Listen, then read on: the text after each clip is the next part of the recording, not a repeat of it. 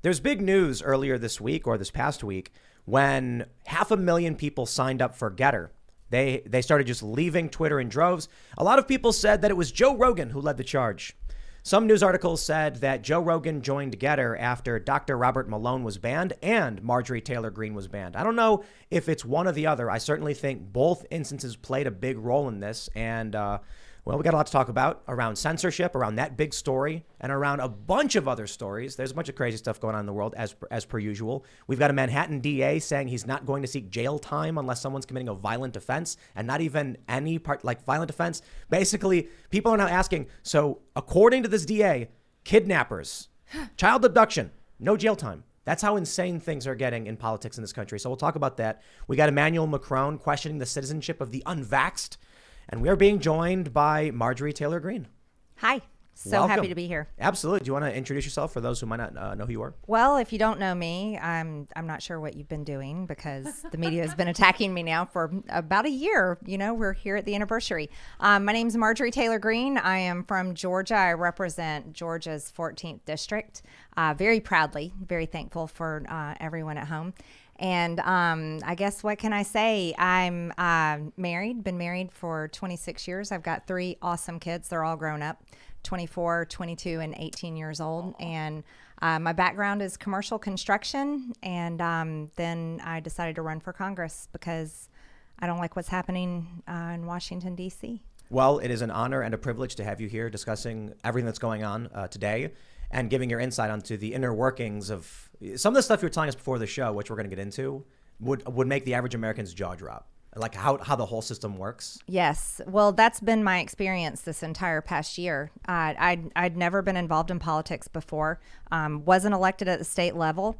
I really had no interest in it. I was just busy living my life. I had a great life before I decided to run for Congress.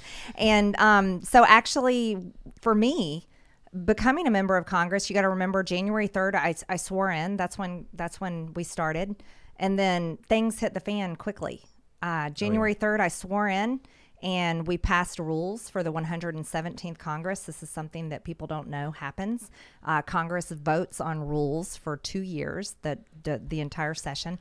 And there were crazy rules in there. Like the part of the rules, of course, I voted no against them, was they completely got rid of gender and pronouns. And so wow. I was like, that wait. was Pelosi, right? Yeah. Let's get into all this stuff. Yeah, we will. Yeah, people are going to, but there's other stuff you were mentioning too. Yeah. We got Luke here. I definitely believe this is going to be a somewhat interesting conversation, to say the least. How you doing? My name's Luke Radowski of WeAreChange.org, riding shotgun here. And I think the shirt I'm wearing is also very appropriate for today's guest, which says, if you trust the government, you don't know history. And if you want this shirt, you could get it on thebestpoliticalshirts.com. Because you do, I'm here. I'm super excited about this conversation. Thanks for having me. Yeah. I came in hot to this conversation, asking questions. Tim's like, wait, that's what the show's about. Slow down. I'm happy you're here, Marjorie. This is going to be great. Thank you. I am also super stoked to be here. I think that tonight's conversation is going to be awesome. Marjorie Taylor Greene's people reached out to me because they wanted to bring her onto the show, and we're going to talk about this ridiculous censorship that's been happening to her, and I'm stoked. So let's go. Yeah, and that I want to talk about too. That we've talked to other politicians, people active and running, and I'll tell you of our experiences with them later on. Before we get started, though, head over to timcast.com, become a member, help support our work, and as a member, you'll get access to exclusive members-only segments of the Timcast IRL podcast. We are going to have, around 11 p.m., we will upload a members-only segment, the uncensored, unfiltered conversation with Marjorie Taylor Greene, because as you know, we try our best, but YouTube absolutely has insane rules. And as we're getting into the 2022 cycle, you know they're going to be ban happy. So we'll do our best, but we will have that conversation up on the website around 11 or so p.m.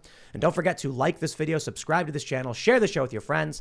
And I'll just briefly mention, you might notice my voice a little hoarse. This morning when I woke up, I decided to take off my normal morning show because I'd rather be doing this show and I didn't want to strain myself. So I'm a little rough, but let's just get into the news. So we're hanging out with Marjorie Taylor Greene. You recently got permanently banned from Twitter. I did. It contributed largely to people jumping over to GETTR, which is another Twitter platform. Now, it's a Twitter-like platform, microblogging site. Right. Some people have concerns that GETTR is going to have censorship as well because they have similar rules. But aside from you, it was also Dr. Robert Malone, a scientist and a dissenting voice in the whole, COVID vaccine debate. Joe Rogan then joins. It becomes this big story. 500,000 people sign up. So I want to get a better understanding of this. Why do you know why you got banned from Twitter? Well, we'll go with the story. Okay, so here's what happened. I'm an elected member of Congress, which means the people elected me from my district. Over 700,000 people are in my district, and I'm there to represent their voice, their values, and what they want out of their representative in Congress. And Twitter, being a private company, I don't know why they have decided that they can be the judge of information and misinformation, but that's who they have become. I mean, that's what we see on most social media platforms, YouTube also, Facebook, many of them. And over time, over the past years, we've seen conservatives be kicked off, right? This has been a major issue, and it's an extremely important issue for many Americans. So on Twitter, this was my personal account. It's my campaign account. This is what I used to raise money. This is what I used part of my reelection. So it's very important for me. I have 2 Twitter pages. One of them is my congressional page. That's for my congressional office. It's an official site. And then I have this other one that is the one that I just got permanently banned on. So I'm not really sure what happened, but I want to go into it. I had posted on January 1st a really long Twitter thread. It was 20 tweets, I believe. And it was all about, I started it, it's 2022. And I framed it as, let's talk about before COVID and after COVID. And I said, it's like we have a new era that we've moved into. And so each tweet, I went through things saying before COVID, and I would give like what our reality was before COVID. Like, people didn't go to the doctor unless they were sick. I mean, that was what we used to do. As a mom, I've raised kids. I didn't take my kids to the doctor to get a strep test unless they really had symptoms like a fever, sore throat, and things like that. So I was saying before COVID, this is how we lived. And then after COVID, now we get tested all the time for COVID. And so I went through every tweet had that. But involved in each of these tweets, I put information that I had found and researched, like information off of VAERS, which is cdc.gov controls that. That's it's a site where people it's self-reporting. They can report if they've had a vaccine injury, any kind of vaccine, not just COVID, any kind of vaccine, or even a death. Family members or a doctor can report a death from any kind of vaccine. So I had talked about the VAERS system, and which is bothersome to me. There's no investigation into the deaths that have been reported on VAERS. And as a member of Congress, I think it's extremely important. So I had this long tweet thread, but then the next day I tweeted a few more things. I had retweeted someone's tweet from a person that was celebrating and memorializing the terrorist Soleimani that was killed when President Trump was our president. This was a terrible terrorist that had attributed and caused the death of military members and the loss of limbs when they were over there, and it's awful. And this person was just celebrating him and his life and angry at President Trump. That's on Twitter, a lot of it. Oh, yeah. And I had retweeted that condemnation of how can this guy be on Twitter? Then I had seen a Fox News interview of one of my Republican colleagues, Dan Crenshaw. And as a member of Congress, we debate policy, right? We should debate policy. I would love to debate policy with all of my colleagues. And he was on an interview, and he was talking about FEMA. And he was saying President Joe Biden wants to do a lot of testing, and he was saying we should use FEMA to set up and do this COVID testing. And then he was also saying we should use FEMA to go into the hospitals to help with the overcrowding. And that was what he was saying we should do. But here's the thing, I completely disagree with him. And I know for a fact that Republicans and conservatives, and I would even argue many Americans, would be against the use of FEMA to just continue test for COVID, because we should be more concerned about how to treat COVID. These are just my opinions, not that I'm giving medical advice, but just my opinions. And so I had tweeted at Dan Crenshaw and I had said, no, we don't need to use FEMA to do more COVID testing for sneezes, coughs, and runny noses. And I said, and we don't need to send FEMA into hospitals. We need to rehire the unvaccinated healthcare workers that were fired. And they are in some places. Some places, Yeah. thank God, because these people worked on the front lines and they save people's lives and they have natural immunity. That's my opinion. I think it's great. And they need to be able to continue their careers and support their families. So that the Dan Crenshaw tweet was the last one you put out, and then they just knocked I you had off. one more. I had to pick at AOC a little bit because, okay. she was down in Miami enjoying free Florida mask. and martinis. And I was like, whew, that's a cup full of hypocrisy. Oh yeah, she's tweeted before that Texas removing the mask mandate was going to cause suffering. I don't want to. I don't have the exact quote. I read it the other day, paraphrasing. She said it was a bad thing, basically. She said that Ron DeSantis could use some tips from the governor of New York. Wow. But she's going to Florida, Of course. partying with no mask on. The thing is, if she really believes in mask mandates, she could choose to wear one. Well, And let they me go- tell and you they go and something. party, Yeah, right? and she doesn't always wear one. And But not. I don't want to. Right. I don't want to derail. I mean, I see her at work, so. But I'm curious. Look, it's 2022. Elections are coming up, and we saw what Twitter did with Hunter Biden's laptop story. Right. For those that aren't familiar, a huge breaking story about Hunter Biden, the son of the president, and just malfeasance. I'll put it that way. Mm-hmm. The story gets suppressed on Facebook and Twitter, and there are polls showing that if people had known about the corruption, then a decent amount of people would not have voted for Joe Biden. That gets suppressed. I'm wondering if your suspension is just following. It's some kind of political tactic. It's political, and here I want to tell you why. So the reason why I bring up Dan Crenshaw, the tweet, is because I told him, you're not conservative, you're hurting our brand, because conservatives don't promote the use of FEMA for testing and unvaccinated healthcare workers being fired. We don't want that. And it was within an hour after that tweet that I got permanently banned from Twitter. Now, here's something interesting. Everybody always talks about politics and money, right? So they were saying that I was being kicked off for COVID misinformation. But, I started wondering, I'm like, why is some people's political speech accepted and promoted on Twitter, whereas other people's political speech is not accepted and, as a matter of fact, is kicked off? And I think that's an issue. So I started looking at who's on the board at Twitter. And most of them are Democrats, and most of them donate to Democrat politicians. But there's also someone that's relatively new to Twitter. His name is Paul Singer, and he's a mega donor for Republicans. And so I had looked into some information on him, and I was like, wow, does he donate to Dan Crenshaw? Turn out he does donate to Dan Crenshaw. As a matter of fact, he donates a lot of money to Dan Crenshaw. I would argue that he helped him get elected by the amount of money that he donated to him. He also donated to a PAC that has benefited Dan Crenshaw. It was money spent on his election. And so I think it was called the American Patriot PAC. It supports a lot of veterans running for Congress. And that PAC had spent hundreds of thousands of dollars on his behalf. I think I do have it here, unless I'm wrong. This is opensecrets.org. It says Singer Paul, New York, $2,700 to Dan Crenshaw. Right. And that's just a single contribution. I don't know if That's usually a max contribution. I think the max Yeah. contribution's gone up now to $2,900 per candidate. But this is commonplace. So he's a mega donor. But I want you to think about this. This is a guy that came on to Twitter, and it's very interestingly, he was so important. He was able to get Jack Dorsey removed from his own company. wow. That's who Paul Singer is Wow. of Elliott Management, and him coming on to Twitter was.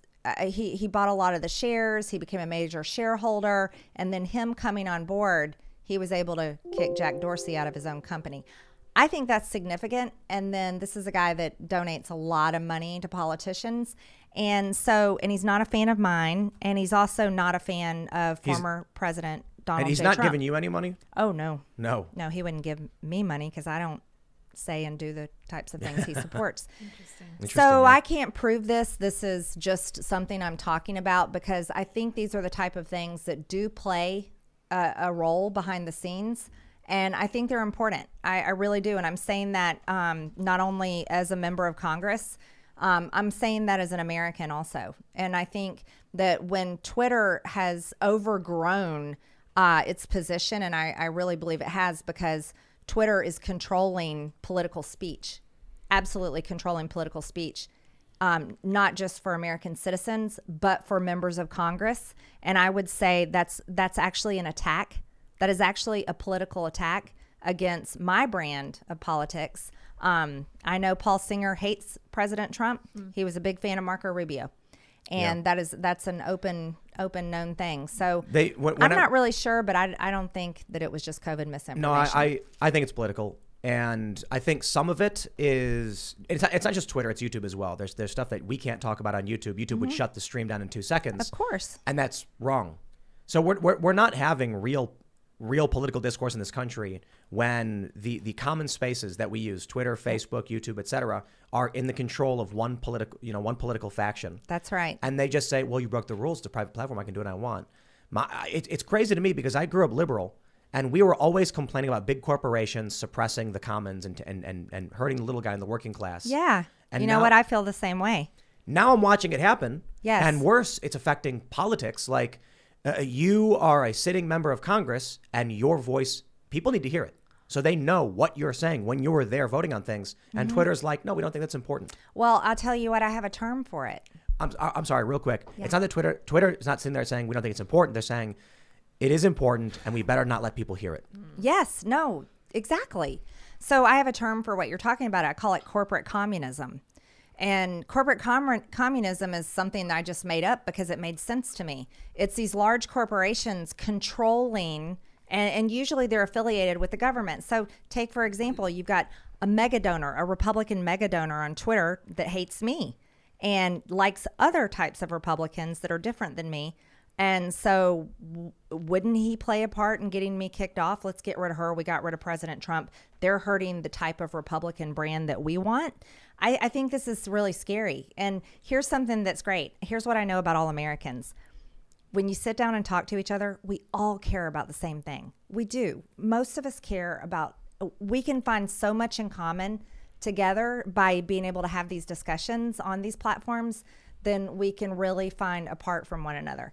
And that's why I think censorship is so wrong. Well, I think the biggest problem with it is we've gone through a bunch of different forms of data showing people who are on the left in America, whatever that means, like the general term, only get their news from left-wing sources. And people who are centrist or right-wing get their news from a mixture of sources. Mm-hmm. So when you have people on the left and the only thing they've ever heard about you comes from the New York Times or the Atlantic or something, they think the worst, craziest things imaginable. Oh, they think crazy things.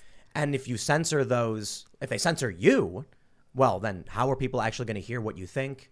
They can't. And so there's this view of you, especially if like you pull up your Wikipedia page, that's it's insane. I want you to know I have kept that there as a badge of honor. That's awesome. Because Wikipedia is just, it's whatever anybody types on there. And I think people should know that about Wikipedia. It's not truth. Mm-hmm. I've never tried to change it. It's what other people have gone and written about me. Nothing that I've ever written about myself or even that I've cared to make sure is factual. And I've left it there for a reason because I want to be able to prove to people that, look, Wikipedia is someone else's words. It's just like a fake news article written about me or someone else.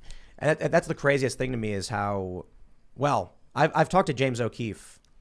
Wikipedia, in these articles, it says from Wikipedia. It doesn't say from random users. Like these statements may be an aggregate of different people putting it together. Mm-hmm. Wikipedia puts their name on it. So I think they should be held liable for defamation and libel. I totally agree with you. I agree with you 100%. And here's the thing about Wikipedia is, let's say that I wanted to fight it.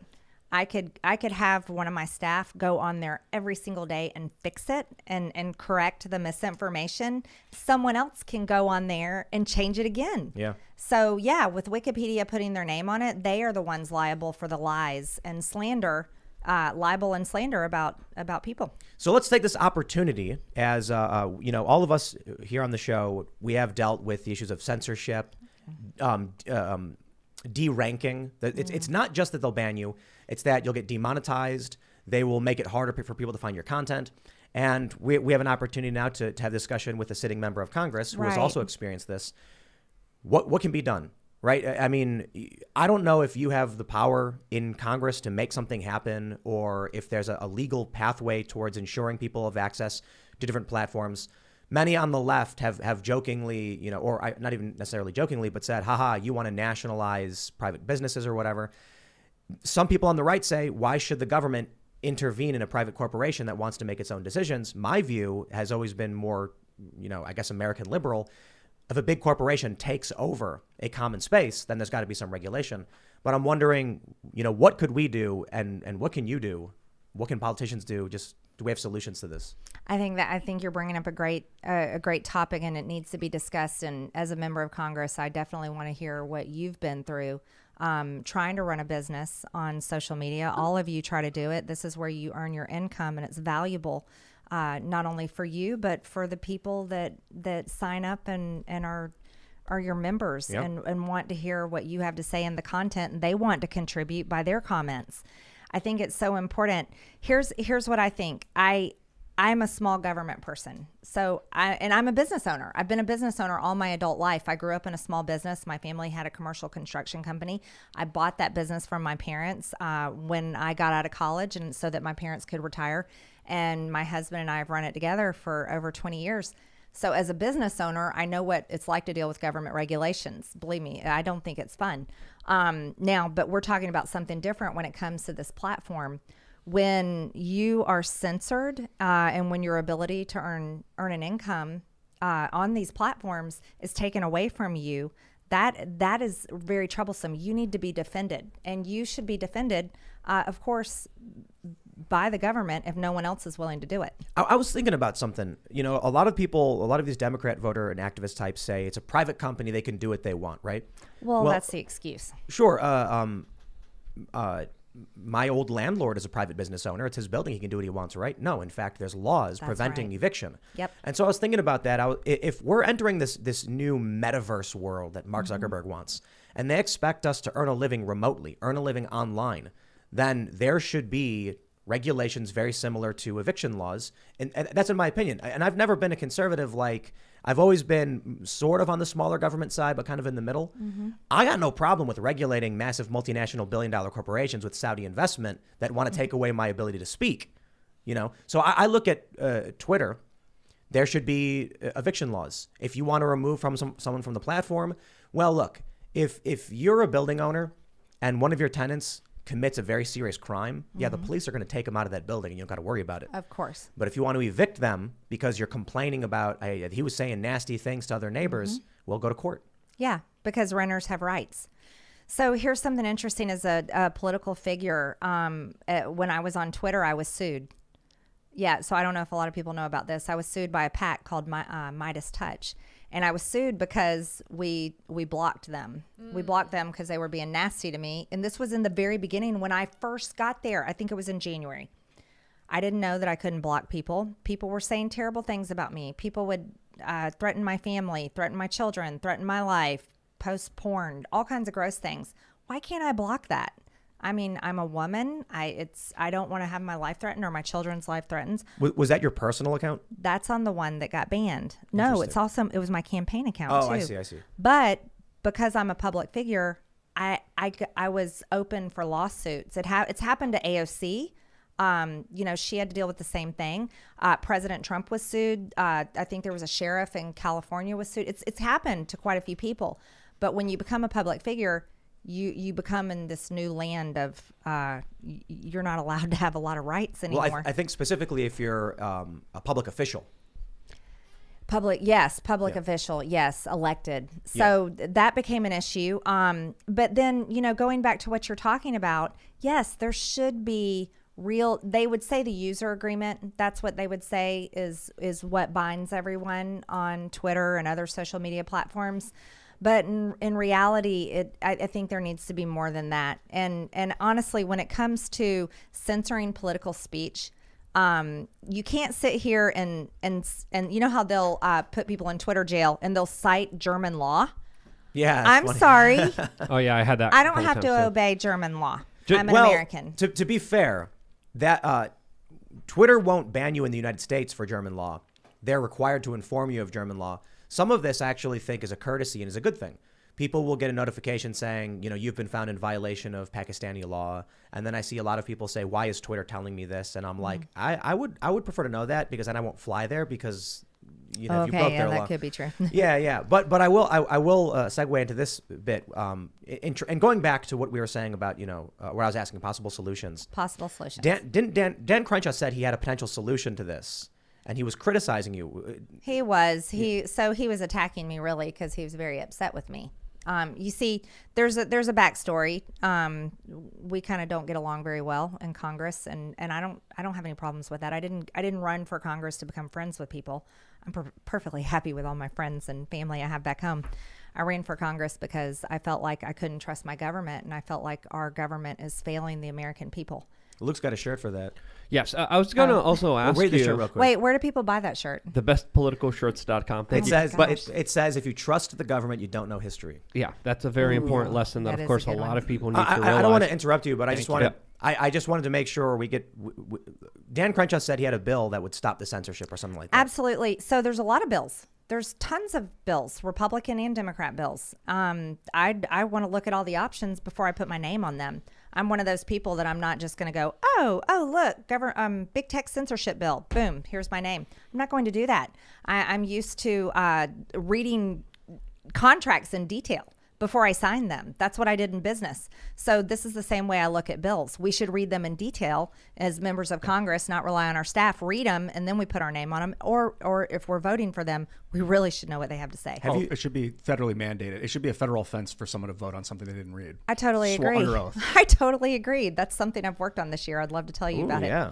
Well, the big tech lobby is also very big. Do you think anything is possible when they're having so much money invested into DC? And did you personally have anyone come to you from big tech trying to lobby you in efforts? And what else can you say about this kind of general topic? I think that's a great question. So for everybody watching, if you don't know, I have been the most attacked member of Congress probably in history.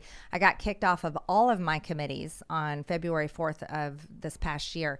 So being a committeeless freshman member of Congress, the lobbyists haven't been too interested in me, and that's okay because I don't take their money anyways. Yeah, but the big tech lobby is very big. They do, and they really want to talk to members of Congress because we make laws, and we also have oversight. We have oversight committee. We investigate issues. We question. I mean, people have seen Mark Zuckerberg there. They've seen Jack Dorsey there question on these issues. So yes, they pay a lot of money to lobbying firms because they want. So it's like sales. Okay, so let's go to the real world. So in sales, if you're in corporate sales or you're selling widgets for whatever your business are, you want to go in and you want to talk to people about, here's what I'm selling, here's my product, you're going to love it. This is what these big companies do. They hire lobbyists. So the lobbies go in, talk to the members of Congress, talk to the senators, and go, hey, listen, here's what our company's about. These are the things that really help our customers. This is what really helps us to continue to be able to do business. And it's a whole friendship thing. Yeah.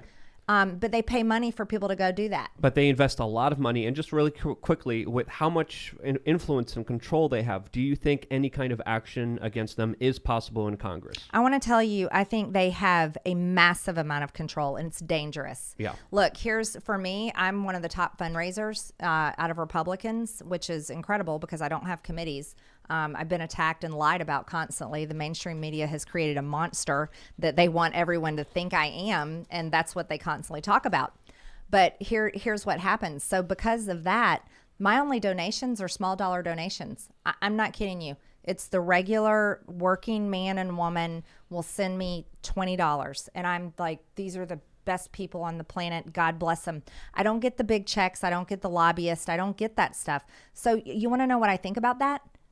It is the most freeing thing in the world because I'm supported by average Americans.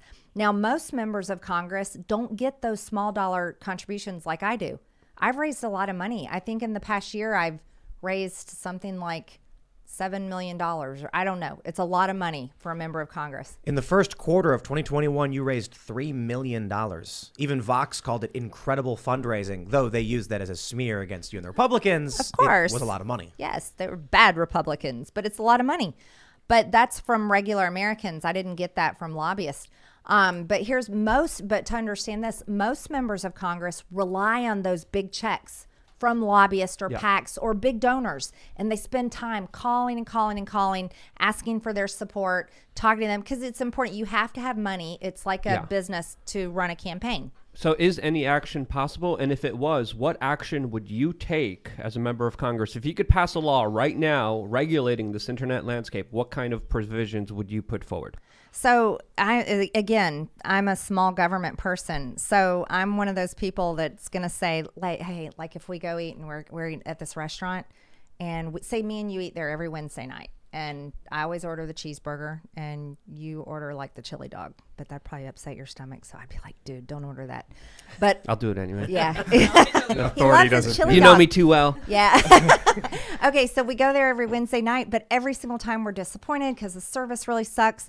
They treat us bad. The food is terrible, and then by the end of the meal, we're talking about like, why do we keep coming here? That is what it's like on Twitter. That is what it's like on these social media platforms that treat us terrible and don't allow us to really have free speech like we're having right now, even though we're still limiting what we could say. But here's what I think. What if we said, hey, next Wednesday night, let's go try this restaurant across the street. It's new. It's different. I mean, who knows? I heard they have cheeseburgers and chili hot dogs. So like, what if we go over there? See, I'm one of those people, and this is why I love new ideas and this is why I went to GETTR. Well, I went to GETTR and I was like, let's go try this out. To correct you, it's chili cheese dogs. Oh, I'm sorry. Chili cheese dogs. But this would be a cultural solution. Something that, I mean, we've all advocated Trump should have done. When he was president, he should have signed up for Gab. I think he should have put his posts on Gab. That would have sent a huge message to the mainstream media that was smearing him. He didn't do it. No, so he didn't. I can respect. But let's also say maybe it had to do with the staff, because I can tell you now, people think that people like President Trump or people like me or someone else that people like in politics, they think that we have all day long and we control all of it. We don't. I mean, we can't. Who can do everything in one day? This is why when I asked about censorship, I said, can you even do anything? Right? Because I kind of I'm going to tell you no, because I'm going to be really honest. Right. Here, I'm going to tell you something. I got really angry because I got disappointed in Republicans. That's why I ran for Congress. I was like, Republicans didn't do anything they told me they were going to do on the campaign trail. They very much disappointed me.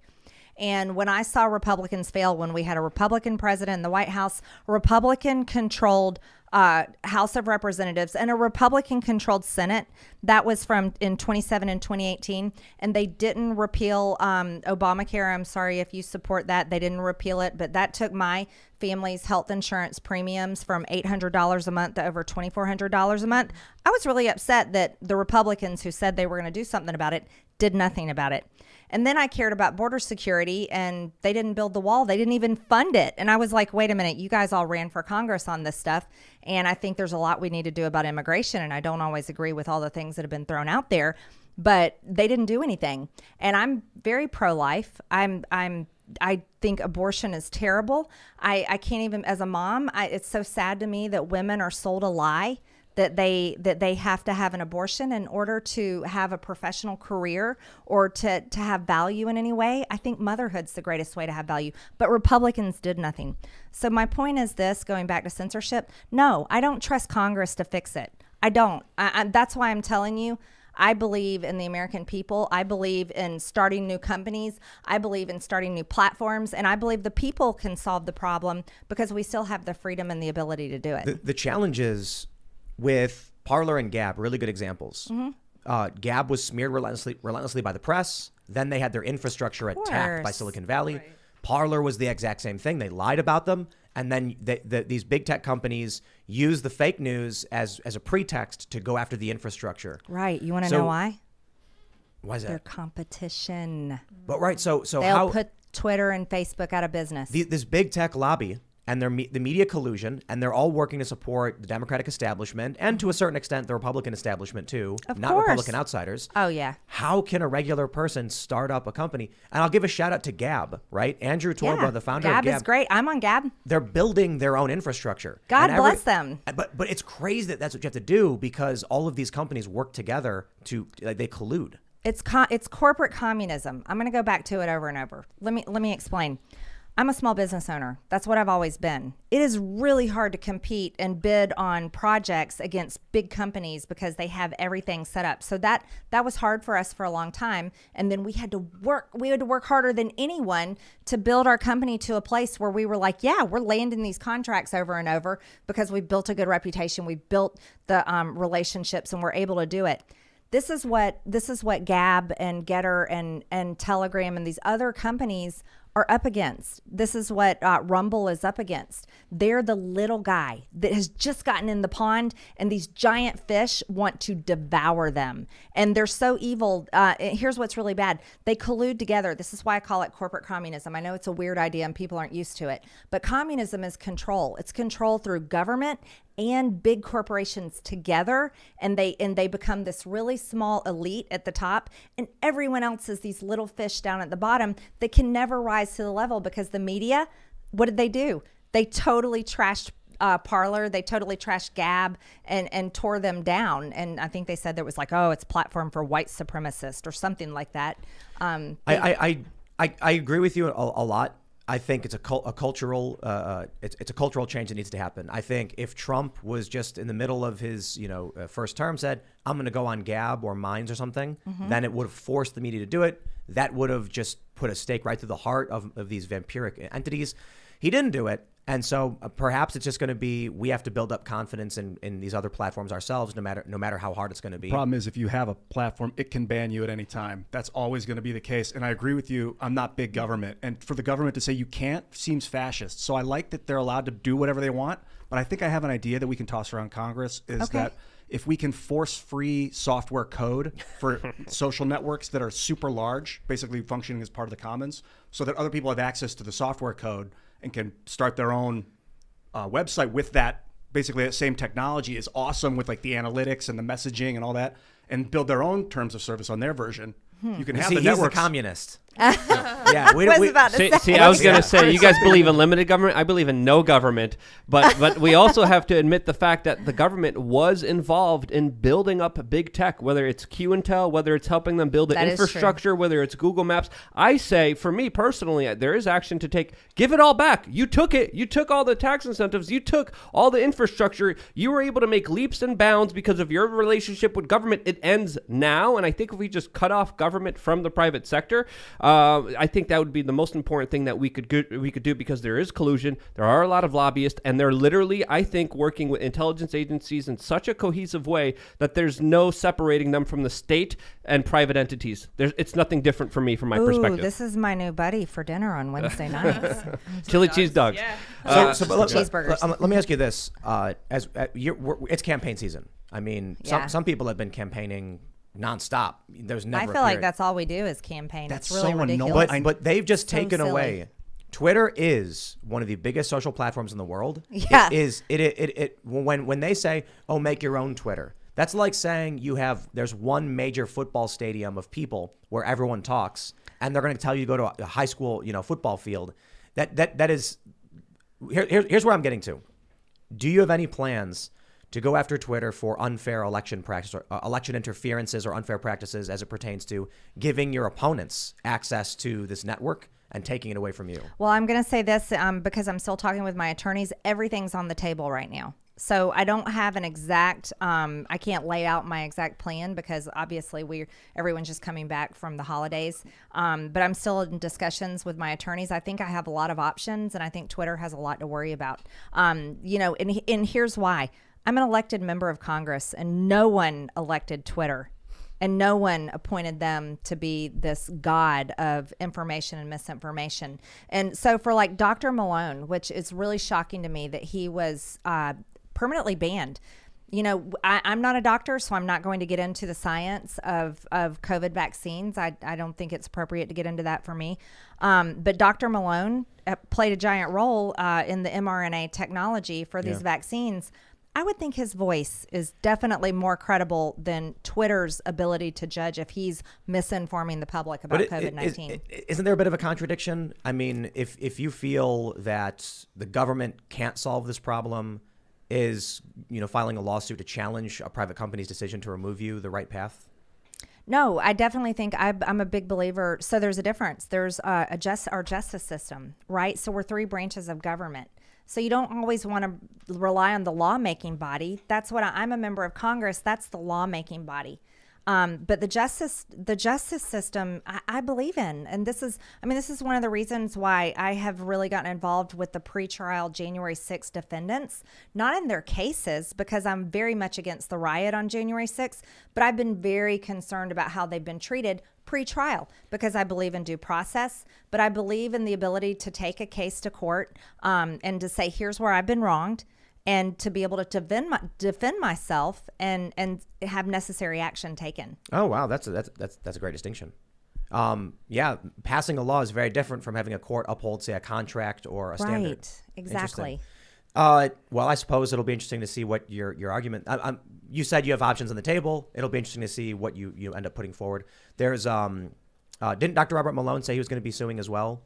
And there's a lot of people suing. Yeah, it's not just Malone. It's also McCullough. It's also Robert Kennedy Jr. It's also a large swath of other doctors that are getting hit, that are getting censored all over the place, whether it's Instagram, whether it's YouTube, whether it's Twitter. Slowly but surely, they're boiling the frog here and trying to take away any kind of dissenting voices, creating more establishment echo chambers, and creating a situation where even just looking in the wrong direction or burping in the wrong direction will get you kicked out of normal society. I think this is all done in collusion with the 2030 vision, the kind of social credit score, and these individuals are working hand in hand with government, and I think I agree with you. The private kind of solution is needed there more than ever, but I think the word needs to get out there. But how can the word get out there when it's being censored and controlled on the information highways by the people who built it?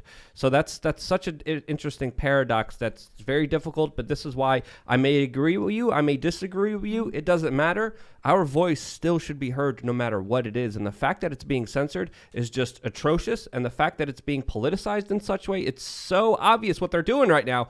And I think we better wake up, or we're going to be boiling very soon. And I think the first bubbles have already popped up. And excuse me, but I think you're one of the big bubbles that came up there. You're making people realize how hot the water is. Yeah. They ban a sitting president. Huh. Mm-hmm. And Trump was, it was the end of his first term. So people said, well, it's the end of his first term. No, Marjorie, you're in Congress right now. Yeah, I have my polling numbers. We just did them a few weeks ago.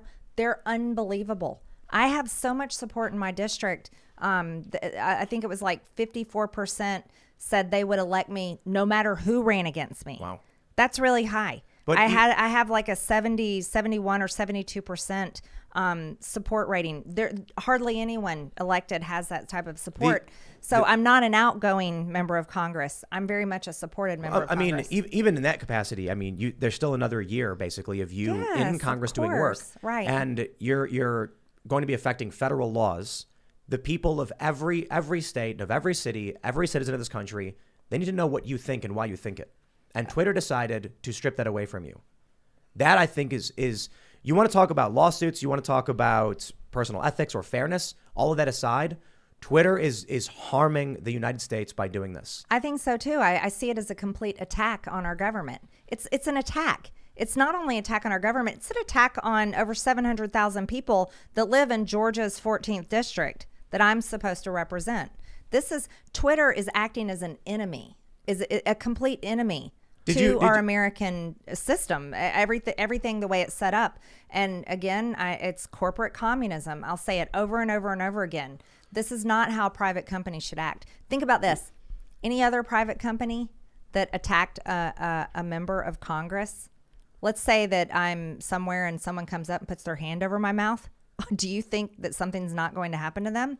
Oh, believe me, they're going to have serious consequences to pay. Well, Twitter did that to me. Did you see it gets brought up a lot because I guess it was, people liked it, they enjoyed it. When I was on Joe Rogan's podcast with Jack Dorsey. Yeah, it was great. There was one really important point. I think the most important point was when I mentioned to Jack, they have a policy on misgendering. That policy is a leftist worldview. Half the country disagrees with it. That is Twitter overtly saying, we will allow left worldview and ban right worldview. This is going to rip. I told him this in 2018. It was 2018, I think. I said, if you keep doing this, this country is going to get ripped apart. And Absolutely. look where we've gone with people being shot in the streets, with the January 6th, with just people in this country are ready to explode. Which is so sad because we really shouldn't be. Look, here's my thing. I'm a big believer there's only two genders, and I don't mean to offend anybody. If some guy wants to run around in a dress and he wants to call himself a woman, that's his thing, but I'm not going to call him a woman because I think he's a man. And I don't think you should be kicked off of Twitter just because you think there's only two genders and you're kind of going along with what the chromosomes say with gender and sex. But no, you're right. You can't just force one worldview or one type of culture or anything. That's like saying, oh, you're only allowed to be on this platform if you're a Christian. Well, can you imagine the outrage over that? This is exactly why I've always had a problem with it. When we had a fellow on the show, I said the problem I take with critical race theory praxis in schools, like actually indoctrinating kids, is I would take issue with public schools telling a kid to, pray the Hail Mary 5 times or whatever. If a public school says, we want you to do this religious practice, I'd be like, hey, you can go to your, private religious practice for this. Critical race theory, this left worldview, is a religion. It's very much so. So I take issue with any kind of indoctrination. My view is, teach the kids, let them learn, let them develop and think for themselves, teach them how to think critically, teach them history, teach them real history. Let them figure it out, give them guidance. But instead what we get are people who simultaneously claim that, you know what, I'll just be reiterating your point. For Twitter to say you have to agree with our worldview would be like if Twitter was a Christian company that made leftists agree with the teachings of the Bible, or they'd be banned. Yeah. Absolutely. That is 1,000% what it is. They believe this on what they have to say about climate.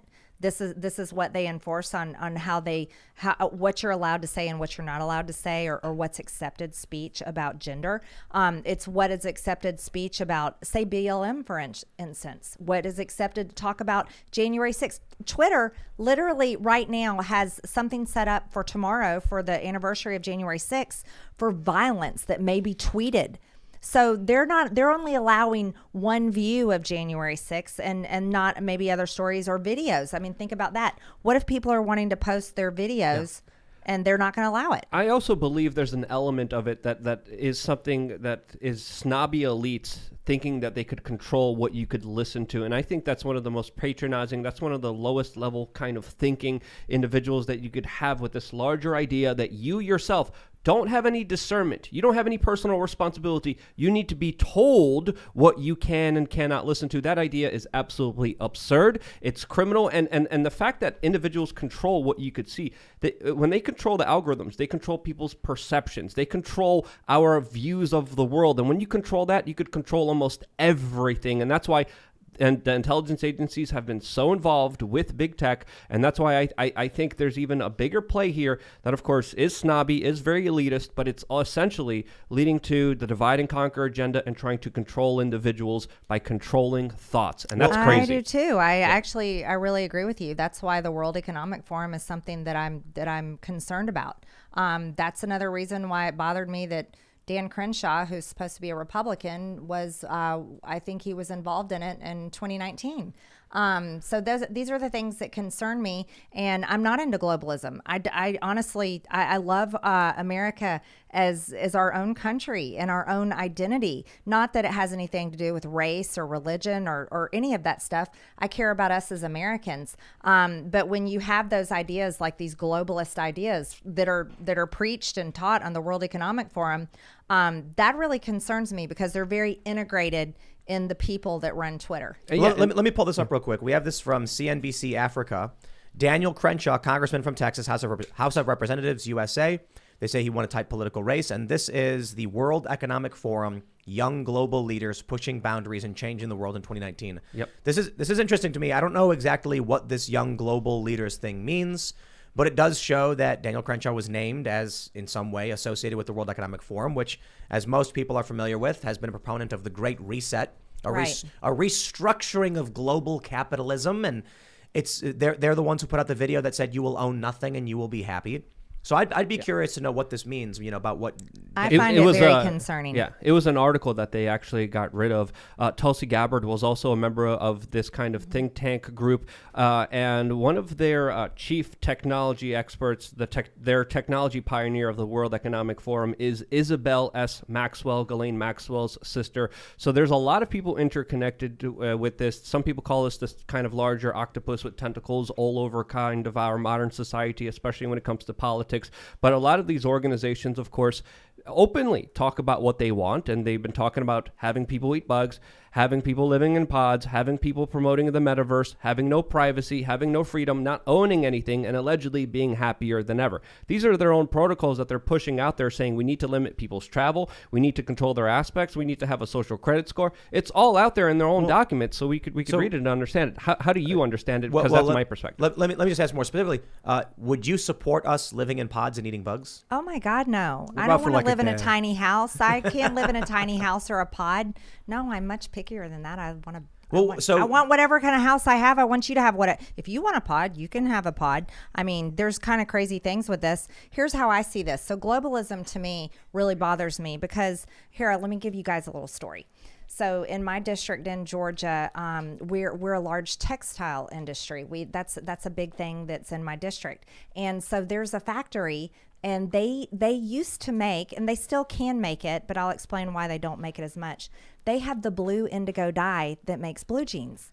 Okay, what is more American than blue jeans? I mean, America is if there's a brand, blue jeans is it. It's like rock and roll blue jeans. That was from an era some decades ago, but that's what we were known for. Well, this company can't compete. They can't sell their blue jeans that they make. You want to know why? Because of globalism, because of all of these decades of failed policies that have come from our government, from Republicans and Democrats. I'm not gonna attack one party. It's been both of them that have sold out American companies, and these American companies have had their goods made, their blue jeans made in other countries like India or say Mexico. But here's what's happened: there's a factory that has made blue jeans for a long time. They can't sell their blue jeans in Walmart. And here's why this is important. This factory supports 80% of the tax base in this one county in my district. 80%, that's massive. They support the water system. They support the school system. They support the fire department on how much taxes they pay for the county. But the only store that they can really shop at is a big box store, Walmart. You want to know why? In small towns in rural America all across the country, small mom and pop businesses have been put out of business by big box stores like Walmart or Dollar Generals and different huge companies like this. Here's why it hurts. These people that work at this factory, and this factory that makes its living on producing, say, blue jeans, for example, they can't compete. They can't sell their blue jeans in Walmart. But yet that's where all their employees and families have to shop and buy food. Why can't they? Is it Walmart won't let them, or is they can't compete price-wise? They can't compete price-wise. This is what breaks my heart. Okay, look, I will. It's not about politics to me. I care about people. I care so much about people, and because I understand it. This is who I am. This is what I come from. We've worked hard all our life. That's who I am as a person. That's who my family was. When there's people in a town, and they work their tail off all day long. They have kids, they have families, and they can't sell their own goods in this store because this store says, no, you're $2 too high. Our person that we buy from over here in India, they're giving it to us for cheaper. You bring your price down $2, guys, Mr. American Factory, we'll buy from you. But until then, sorry. It's the free trade stuff. When you reference these policies that have been happening, it's what it is it's the destruction of American culture of who we are. It shreds the fabric apart. Here's what happens. Let me explain to you. Over the decades, when our factories and small town, we're talking about steel mills, we can spread it across every industry. Over the decades, when these small towns have slowly crumbled because these factories, they cannot compete because of what's being produced in China or India or wherever. They can't compete. You know what that does? It affects people's personal lives. Here's why. People lose their jobs. What happens when dad loses his job? Dad is depressed. He becomes an alcoholic. What happens when dad is depressed and he's an alcoholic? Mom is frustrated. Mom and dad are fighting. Mom and dad get a divorce. What does that do to the kids when they're in elementary school and middle school? It shatters their lives. There has been a destruction in so many different levels from us selling out our own companies and not having policies in place that support our companies and help our companies compete, but instead helping globalism. And this is why I can't stand the ideas on the World Economic Forum. Trump was trying to, the media talked about Trump's trade wars. He was trying to introduce tariffs. There was the famous line Michael Moore brought up where Trump said, if you make your car in China or Mexico, we're going to put a 30% tariff on it. No one will ever buy it again. Do you agree with Trump on that, or do you see other solutions to this? I view the free trade as the issue. It's cheaper, and you can just ship in the goods from India or Bangladesh or whatever, then we can't compete. But is there a different policy solution that you see? There's a lot of levels to this. So there's the EPA. The EPA has tons of regulations, especially if you're a company that has to use chemicals when you produce your company, like the carpet industry or flooring industry. Those are in my district also. The EPA has tons of rules. So if you manufacture carpet, guess what? Here's the rules in California. So let's say I make carpet and I sell it to you. I am responsible for that carpet when you decide to rip it out of your house and throw it away. Well, like in 20 years? Yeah. And China doesn't Think have about to deal that. with China never has to deal with any of these kind of regulations. And I believe the American people had the rug pulled out in front of them when Rockefeller and Kissinger went to China and opened up China to the world in exchange for, of course, slave labor and getting rid of all the manufacturing jobs in the United States. Yeah, so why this is our own American leaders and government helping China? No, think about Afghanistan. We pulled out of Afghanistan. You know what?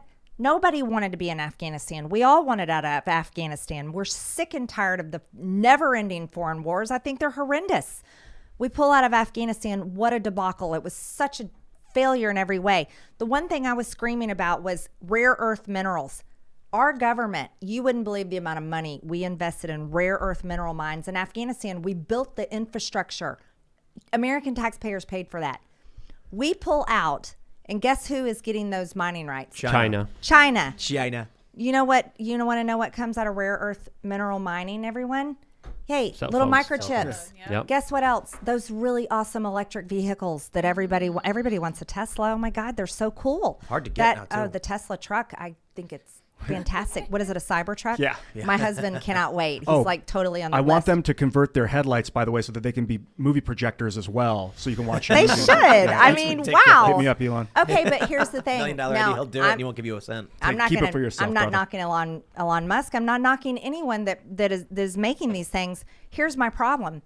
In the Build Back Better plan and the Democrats' plan, they want us, all Americans, Mr. and Mrs. American and everybody, and you're not even driving yet, kids at home, they want by 2035 every single car in the United States to be an electric vehicle. Here's the trouble. China dominates the rare earth minerals. 85% of the world's, they have the rights to the world's rare earth mineral mining. Those rare earth minerals are what produce the battery that runs the electric vehicle. Guess where America is? We are less than 5%. We're like at 4%.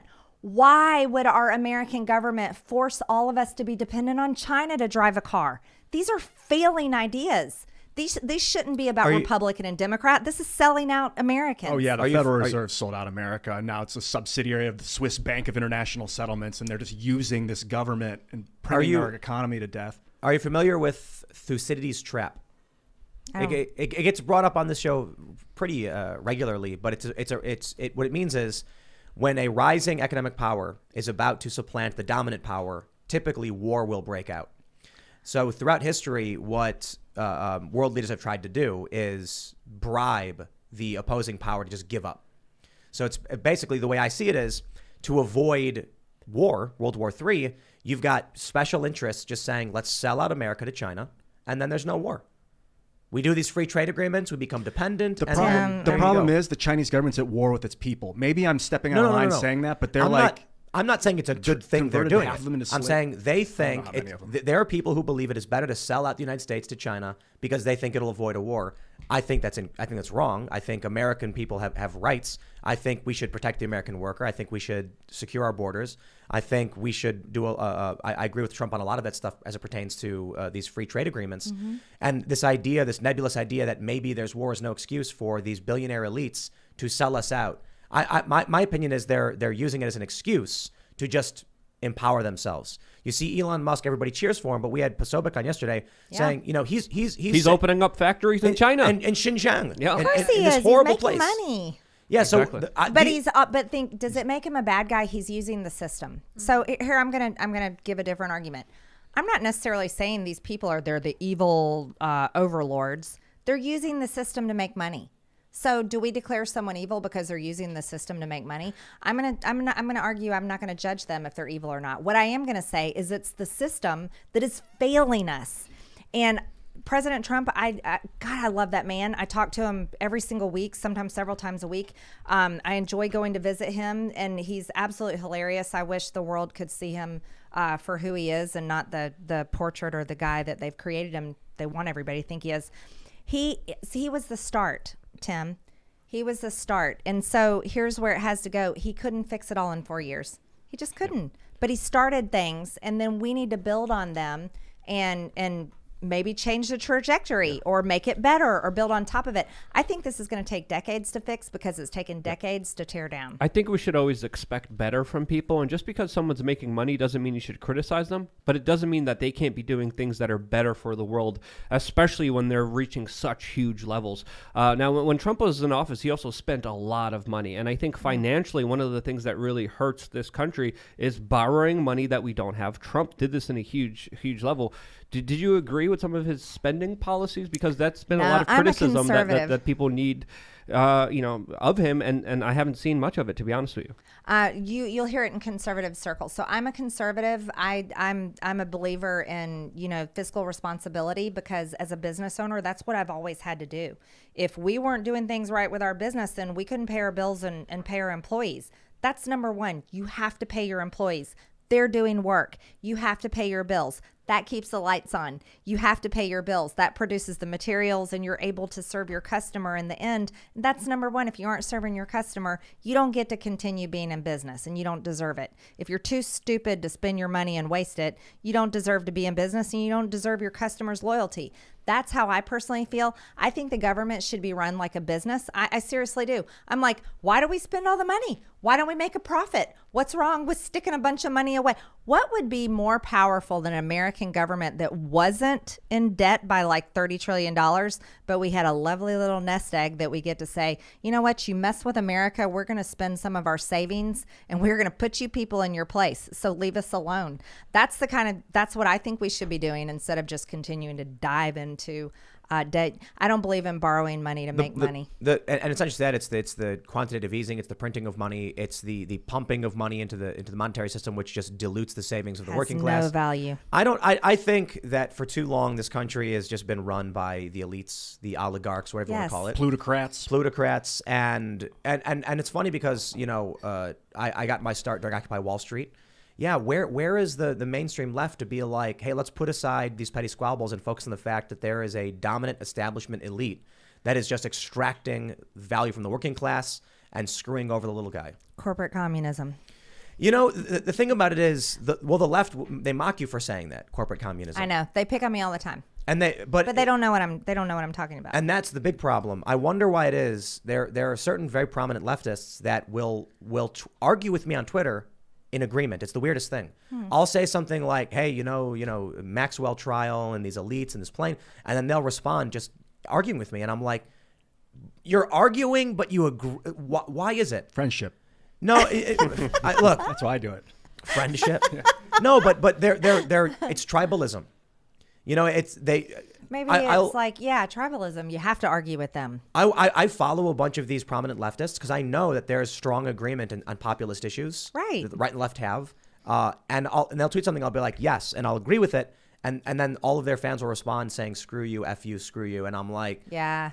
I don't know how you get past that point. You know what I mean? You got to get away from text and get into video chat.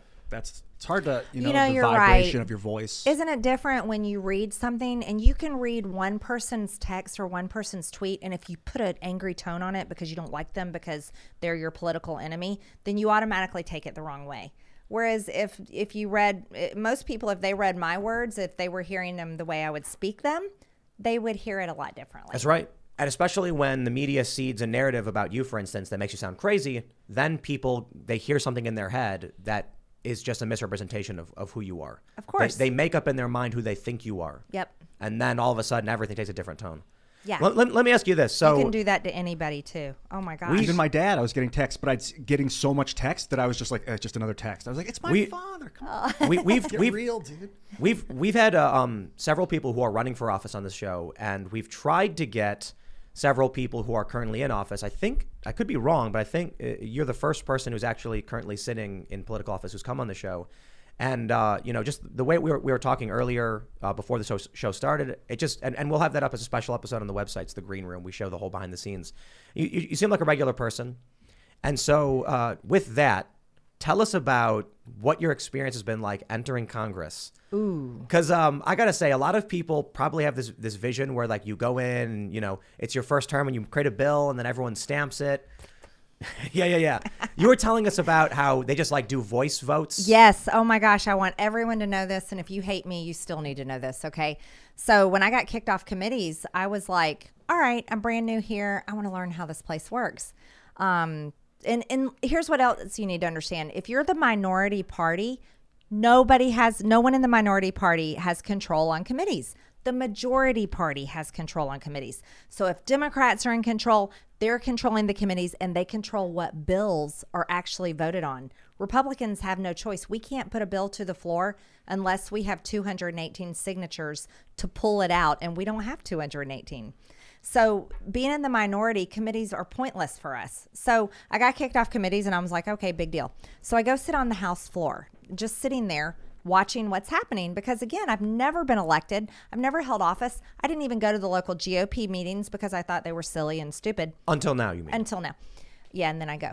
But here's what happens. So they were debating a bill back and forth, and they're debating it back and forth, and there was someone sitting in Nancy Pelosi's seat, the speaker's chair. Was not Nancy Pelosi. I don't know who it was because they had a mask on, and everybody wears masks, and I was like, okay, I don't know who that is.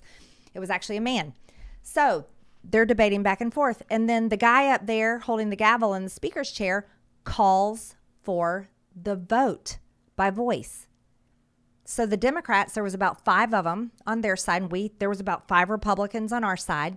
The Democrats, it's their bill, so they're like, yay, and they're saying, yay, they want to vote for it.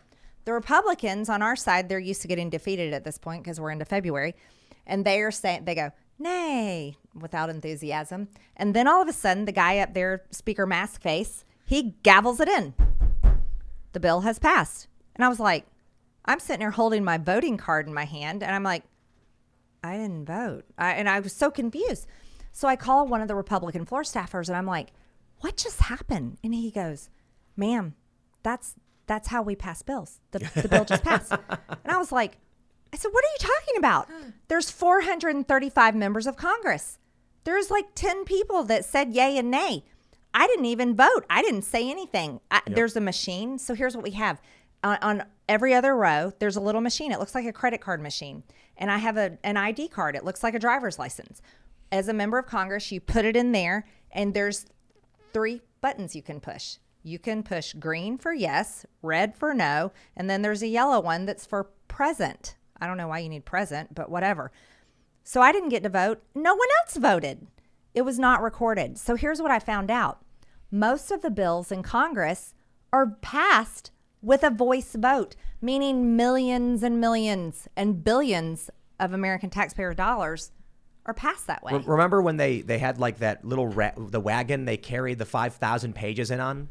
Do you remember that? What was that? What was that bill? No one read. The omnibus? Yeah. The omnibus. No one I was could so have read mad it. about that. Ian went off. He was saying Offensive. they should go to prison. Yes. Yeah, that should be, I mean, what? Come on. Oh. We elect someone to read the bills and to decide if they're good or not.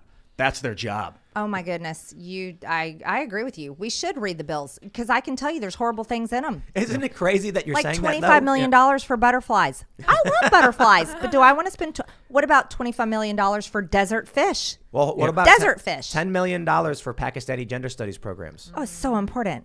Pakistanis don't know what gender they are. How many genders do Pakistanis have? Why And- are American taxpayers paying for and that? speedboats for Sri Lanka. I remember that one too off the top of my head. But I don't believe in many laws, but I definitely believe in the law that congressmen and women should read the bill before they vote on it. I also believe in term limits and on mandatory drug testing of members of Congress. Where do you stand on all those three issues? Okay, wait, I got to tell you one more thing. No, though. hold on. Libertarian, Luke?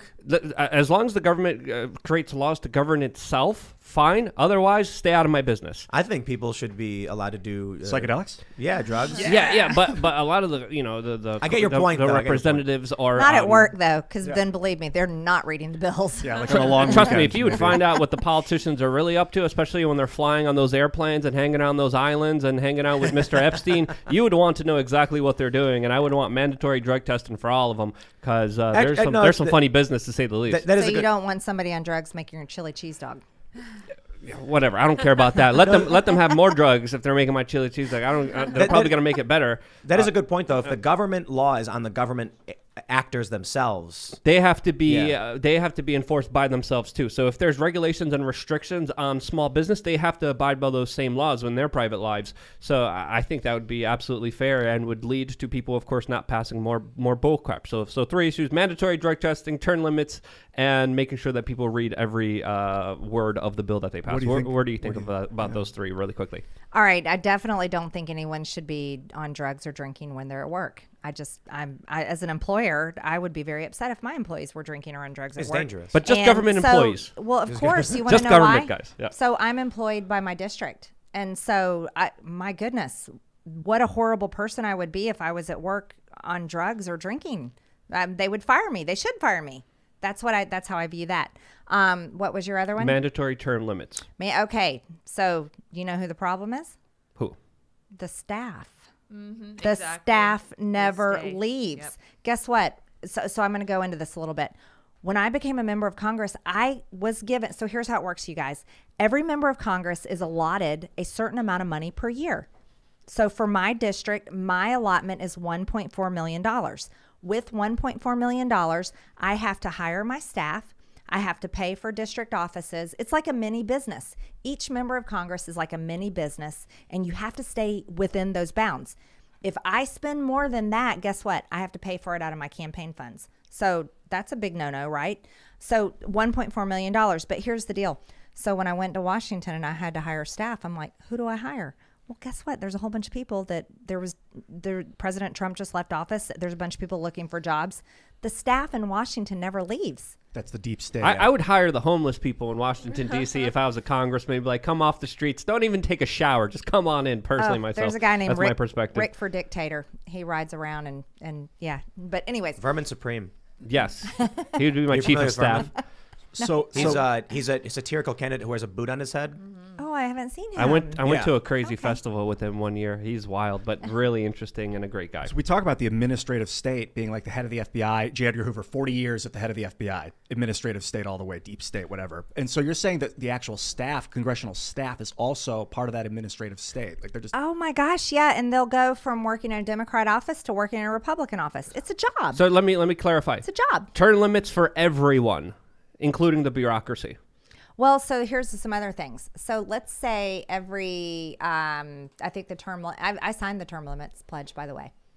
But I don't want to term limit myself unless everyone else is term limited, because guess what that is? Oh, yeah. That would be like leaving and then leaving all the bad people in there. So that doesn't make sense.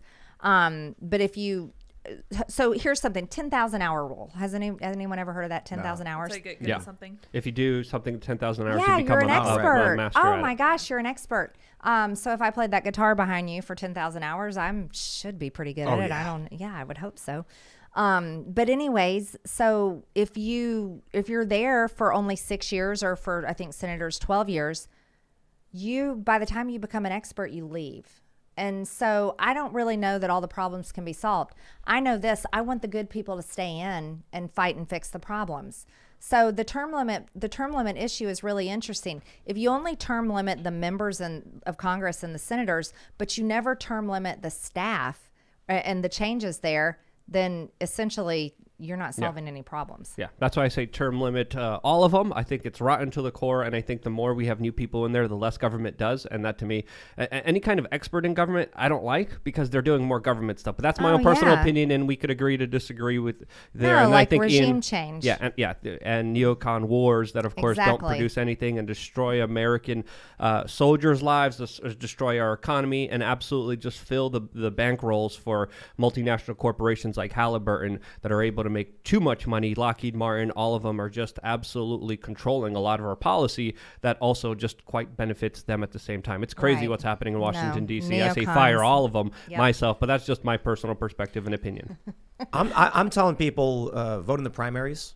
Oh, primaries are where it's at. Get rid of all the neocons, the establishment. It's not the general. Generals are important. The primaries are it. The primary is the place where, if it's a Republican district, they really can pick a conservative versus a moderate. There's that opportunity in the primary. If it's a Democrat district, they can pick a progressive versus a more moderate Democrat. Primaries are the most important place to vote. Then you got to get them across the line in the general. Yeah. Primaries are everything. But I want to talk about roll calling votes. So back to that story, you guys. When I found out that they could pass bills by voice, I also learned floor procedure. So it's like games, right? There's rules on each of us, what we can do. So the next time the bill came up and they were debating the bill back and forth, and I was really paying attention this time, and I had my lovely little book in my lap that I had the rules. The speaker up there, Speaker Maskface is what I call him because I didn't know who it was. He asked for the vote, the voice vote. And this time, so the Democrats are like, yay. And the Republicans over here, nay, because they're used to losing. And right as Speaker Maskface is about to gavel it in, announce the bill has passed, the rule is, as a member of Congress, and any of us can do it, you have to get to the microphone right then, and you have to say, Madam Speaker, I ask for the recorded vote. And I did call him Madam Speaker because gender doesn't count according to our rules. Sorry, anyone. But I did say that. I said, Madam Speaker, I asked for the recorded vote. So here's what happened. It was like just a complete change. When I asked for that, that means at that moment, they have to call all 435 members of Congress, no matter where they are, to come down and vote on that bill. And everyone is on record. That means you can look up how your representative voted. You can look up your member, your representative. You can look up your member. People can look me up and go, did she vote for that or did she vote no for that? What did they do? What did AOC vote? What did Dan Crenshaw vote? What did Eric Swalwell? What did Fang Fang tell Eric Swalwell to vote? They can do all this stuff. So here's the deal. Recorded votes are so important. So I committed myself to that. And I kept on asking for recorded votes. And I kept on asking for recorded votes. And I pissed everybody off. I'm talking about royally. Good. Here's what happened. So every time they got called out of their committee meeting. They got called out of their lunch with lobbyists. They got called out of their fundraising calls that they were sitting there begging for money. They had to wake Jerry Nadler up from his nap. I mean, it was unbelievable. Everybody had to come in and vote. What else did it do? It messed up the schedule. Nancy was very upset because they had a whole schedule. Bills were flying through. And all of a sudden, they weren't flying through anymore. Cori Bush's bill, I defeated her bill. It was really important. Her bill actually passed by voice until I asked for the recorded votes. Whoa. Which bill was it? It would have allowed felons in prison to vote. Oh, wow. That's what her bill did. Yeah. So it won by the voice, but then when you double checked it, they were like, oh, we made a mistake. She didn't. When I asked for the recorded votes, even Democrats voted against her. Wow. We had 318, I believe it was 318 no votes on Cori Bush's bill to allow felons in prison to vote. Wow. So when people say Marjorie Taylor Greene has not been effective in Congress, I'm going to tell you something right now. I've got stories for days. I will argue I've been one of the most effective members of Congress because I have put and led the effort to put the entire United States Congress on record so that Democrats can look up their representative and say, how did my Democrat that I voted for vote? Republicans, how did my Republican representative vote? I think this is extremely important for everyone across the country to know the job performance of their representative. The establishment can't be happy with you. Oh, no. I got in trouble with Republicans, too. As a matter of fact, I got chewed out. I mean, chewed out. You want to know why? Marjorie, people don't want to be on record. No, no. Meaning they don't want their constituents to know how they voted. I want that person on record saying that. Yeah. That's dirty. Can you say who it was? I'm not forcing you to, but Virginia Fox. dangerous. That's It was Virginia insane. Fox? We should Wow. all that should be on record. I mean, it's gotta be I've on gotten record. to the point where I tell it all. You want to know why? Because I think it's important. Because the way they have treated me, no one defended me. No one defended me. You saw me get kicked off committees. Then there were 11 Republicans that voted with Democrats to kick me off committees because of things they didn't like that I said on Facebook years before I ever ran for Congress or became a member of Congress. It didn't matter what I was when I walked in and swore in or who I was. Didn't matter my great life record, my career, the fact that I've never been arrested, I've never done drugs, that I've raised 3 amazing children. None of that mattered to them. It was, we don't like a few things on Facebook, what maybe she liked or this she possibly said or anything. They kicked me off for that. And then no one defended me. Yep. No one defended me and no one helped me. That really, really pissed me off because Ilhan Omar, of course, has said things that have been condemned across the board, and they defend her. And when I refer to what she says as crop dusting anti-Semitism, meaning like the plane gets real close to the ground. She wasn't overtly saying it, but it she lands sometimes. It does. She kept saying things that were getting a lot of people to say like, hey, like when you say it one time, we're kind of like, maybe there's a mistake, maybe you don't understand. But when you do it over and over again, now, regardless of whether anyone's really offended, what bothers me is the Democrats would condemn you, but defend her. There's no principle. It's just political. It's political war. Yeah, it's political war. Whatever they can do to hurt you and defend their side. When you were saying that the majority gets the committees, basically, is that like because if there's a majority of Democrats, minority Republicans, they go to every committee and put that ratio on every committee? So there are ratios, and that's a great question. So it's a majority-controlled body. That's how Congress works. And so whoever the majority party is, and right now it's the Democrats, they get to control each committee, meaning that the the chairman of each committee will be a Democrat. And that chairman of each committee, say chairman of Judiciary, which is Jerry Nadler, he will control which investigations they do. He gets to control which bills which bills come out of Judiciary and which bills go to the floor that we all vote on. And so a majority-controlled Congress means that the Democrats or Republicans, whoever's the majority, controls all the committees Kind of like and a the bills. uniparty. Yeah, like they just say, well, we have it now. This is our uniparty. But maybe if it was 60-40 and like the Republicans chaired 40% of the committees and the Democrats chaired the other 60, that might not work? No. And they've tried that before? No, how it works is whoever is the majority controlling party, they control all the committees. Well, so not even let's split them up. Let's talk about the midterms that are coming up. 2022, they're saying there's going to be a red tsunami. We've got, 25 Democrats, I think have announced they're going to be retiring? Yep. What do you think's going to happen? I don't know, honestly. I don't know if here I'm going to tell you. Here's why I don't know if there's going to be a red tsunami. I definitely think that the Republicans will win the majority. All the indicators are there. Joe Biden's polling, his numbers are awful. People are very upset about the inflation, crime, the border. People are freaked out over things like vaccine mandates, masking kids in school, the long shutdowns. Will there be more? The nonstop talk of the never-ending COVID-19. We had never-ending wars. Now we have never-ending COVID-19. Where is that going? Authoritarian control. These are issues people really care about. Other things people care about is election integrity. That issue has never gone away. It's still really important. People still talk about it. People also care about the pretrial January 6th defendants. I will never defend the riot at the Capitol. I won't defend what those people did, but I will talk. I have been in that jail, pushed my way in there, produced a report for everyone to read because I thought, oh my gosh, this is such a perverse action to our justice system. It's terrible. But here's the deal. For the 2022 midterms, I'll tell you what, I did some polling through town halls. I've done it twice. And on my town hall, we called Republican voters. They are general voters, primary voters. So that's who was on my call.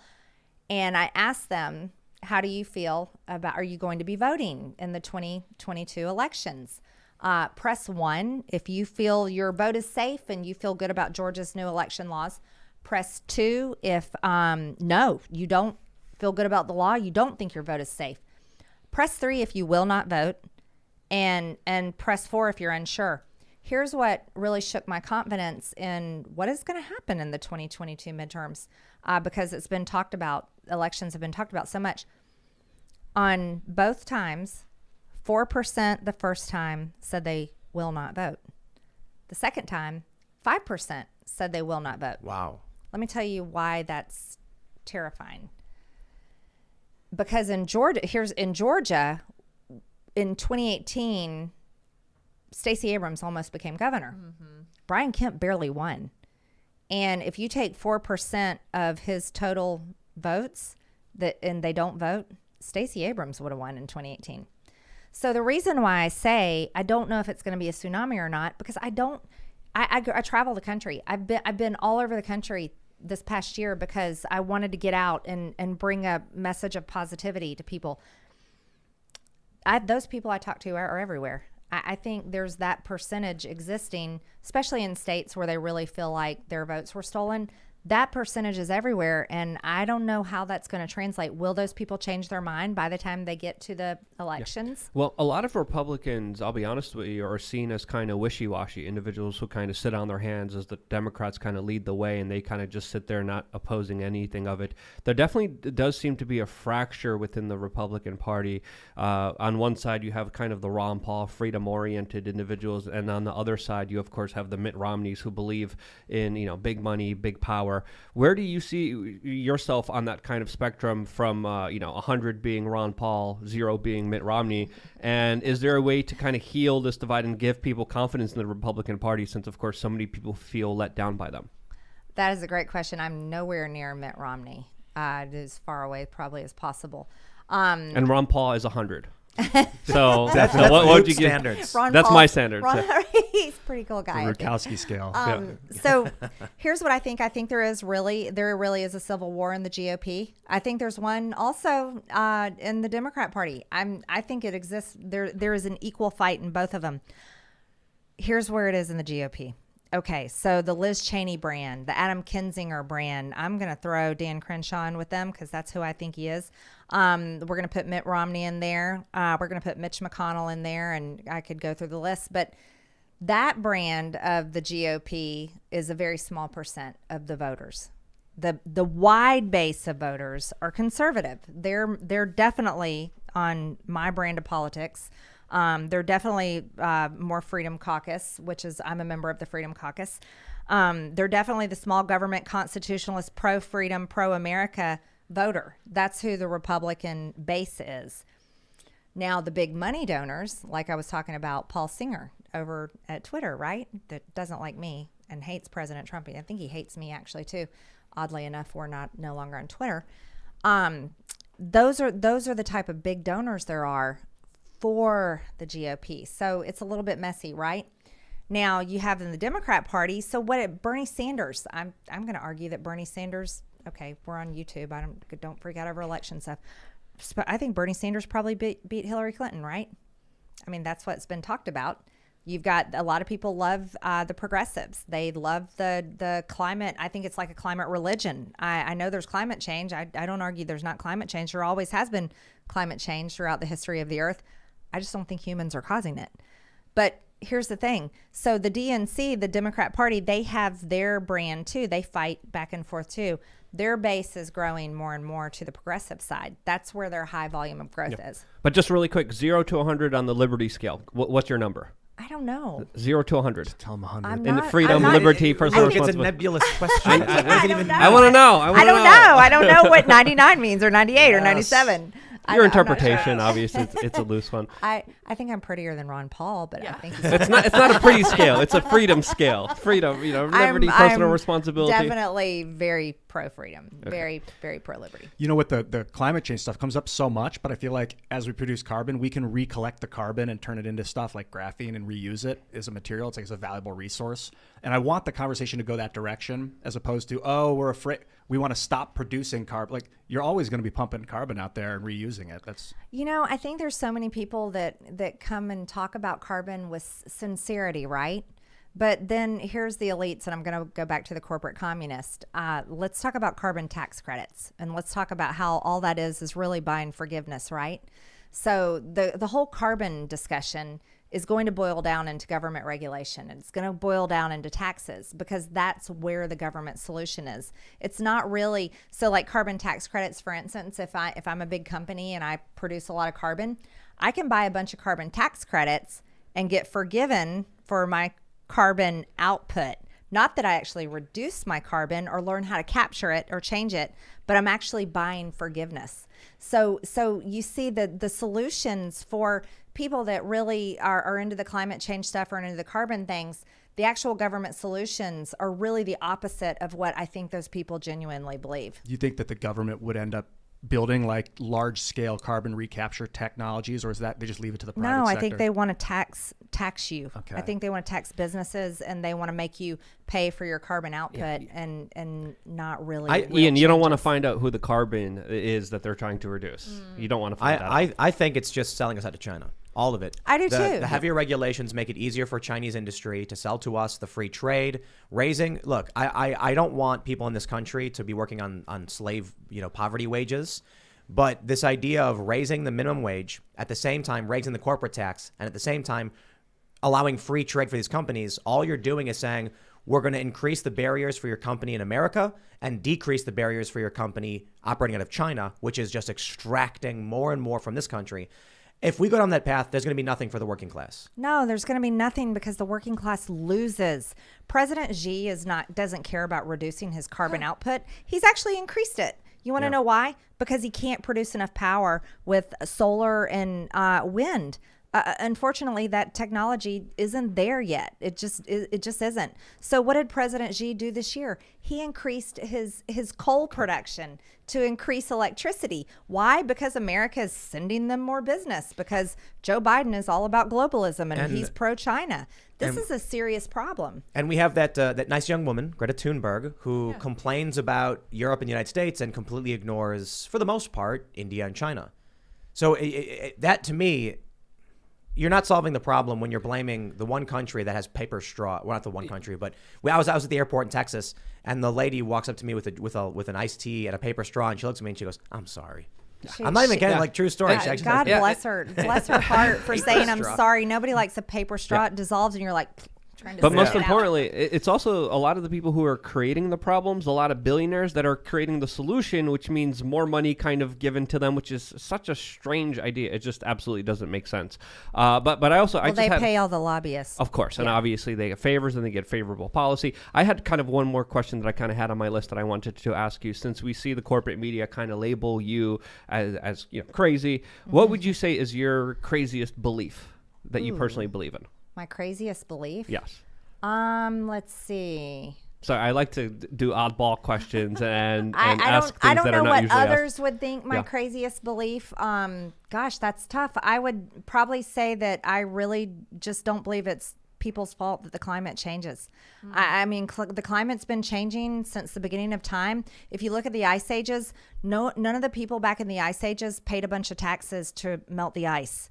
So it's absolutely ridiculous to say that government solutions, paying more taxes to try to figure out how to reduce carbon, what on paper really, not in reality, is going to do anything about climate change. The climate just changes. I mean, we live on a ball. It is literally a ball that spins. And this spinning ball, Earth, rotates around a flaming ball, which is the sun. And at the same time, this is moving throughout our galaxy, which is moving throughout the universe. I'm going to argue, with gravitational pull and all of that, of course our climate's going to change. Yeah, there's evidence we're still in the ice age. 12,800 years ago, at the end of the Younger Dryas, a comet hit Earth and melted the glaciers in the north, wiped out all the megafauna in North America, flattened what we have now, the plains, caused the Sahara, all that ocean sand got smushed up, annihilated Atlantis, reset humanity, but we're still in that ice age. It's just preemptively melted a bunch of it, and now we're easing our way out of the ice age, which is why things have been getting warmer. But nobody paid taxes to make that happen. That we know of. We don't know what kind of technology they had, if they had wireless electricity. I'm open to it, though. Wait, but maybe they it's a had later show. microchips and they had Maybe they digital did. IDs. Tattoos, yeah. Something like that. So we're going to go to Super Chats, but we are going to have a special members-only, not-so-family-friendly, totally uncensored conversation. That'll be up at around 11 p.m. over at timcast.com. So make sure you go to timcast.com, sign up, become a member, because you won't want to miss that. But for now, we're going to read your Super Chat, so smash the like button, subscribe to this channel, share the show with your friends. And we had one Super Chat just recently. Normally I go to the beginning, but I got to read this one because it exemplifies a point I was making before. We have Rockslide says, Marjorie, I've never actually heard from you, just what people have said about you. Listening to you now, you sound very competent and grounded like a real person, not a fake politician. Respect. Oh, thank you very much. I really appreciate it. Thank you. So we were talking to Steve Bannon about something similar. Yeah. Because after we had him on the show the second time, we had messages from people saying, I had only heard about him from mainstream media and I didn't actually know, who he was or what he sounded like. And they were like, upon hearing him actually speak, you're like, oh, he's kind of like a normal guy and his views aren't that crazy at all. No, Steve is great. I love Steve Bannon. But you're right. Perceptions are wrong, and I think they go both ways. So it's good to talk about it. That's why I think I want to highlight this because what they say about you is very different from what you say. Exactly. Yeah. Fake news or something like that. Fake news. Fake news. All right, we got a Super Chat. I can't read your name because YouTube blocks this, but it says MTG, and then it's the emoji with the heart eyes as USA, USA, USA, and a thumbs up. Love it. Woo! USA. Yeah. All right, let's try and grab some Super Chats. Just some of these are about.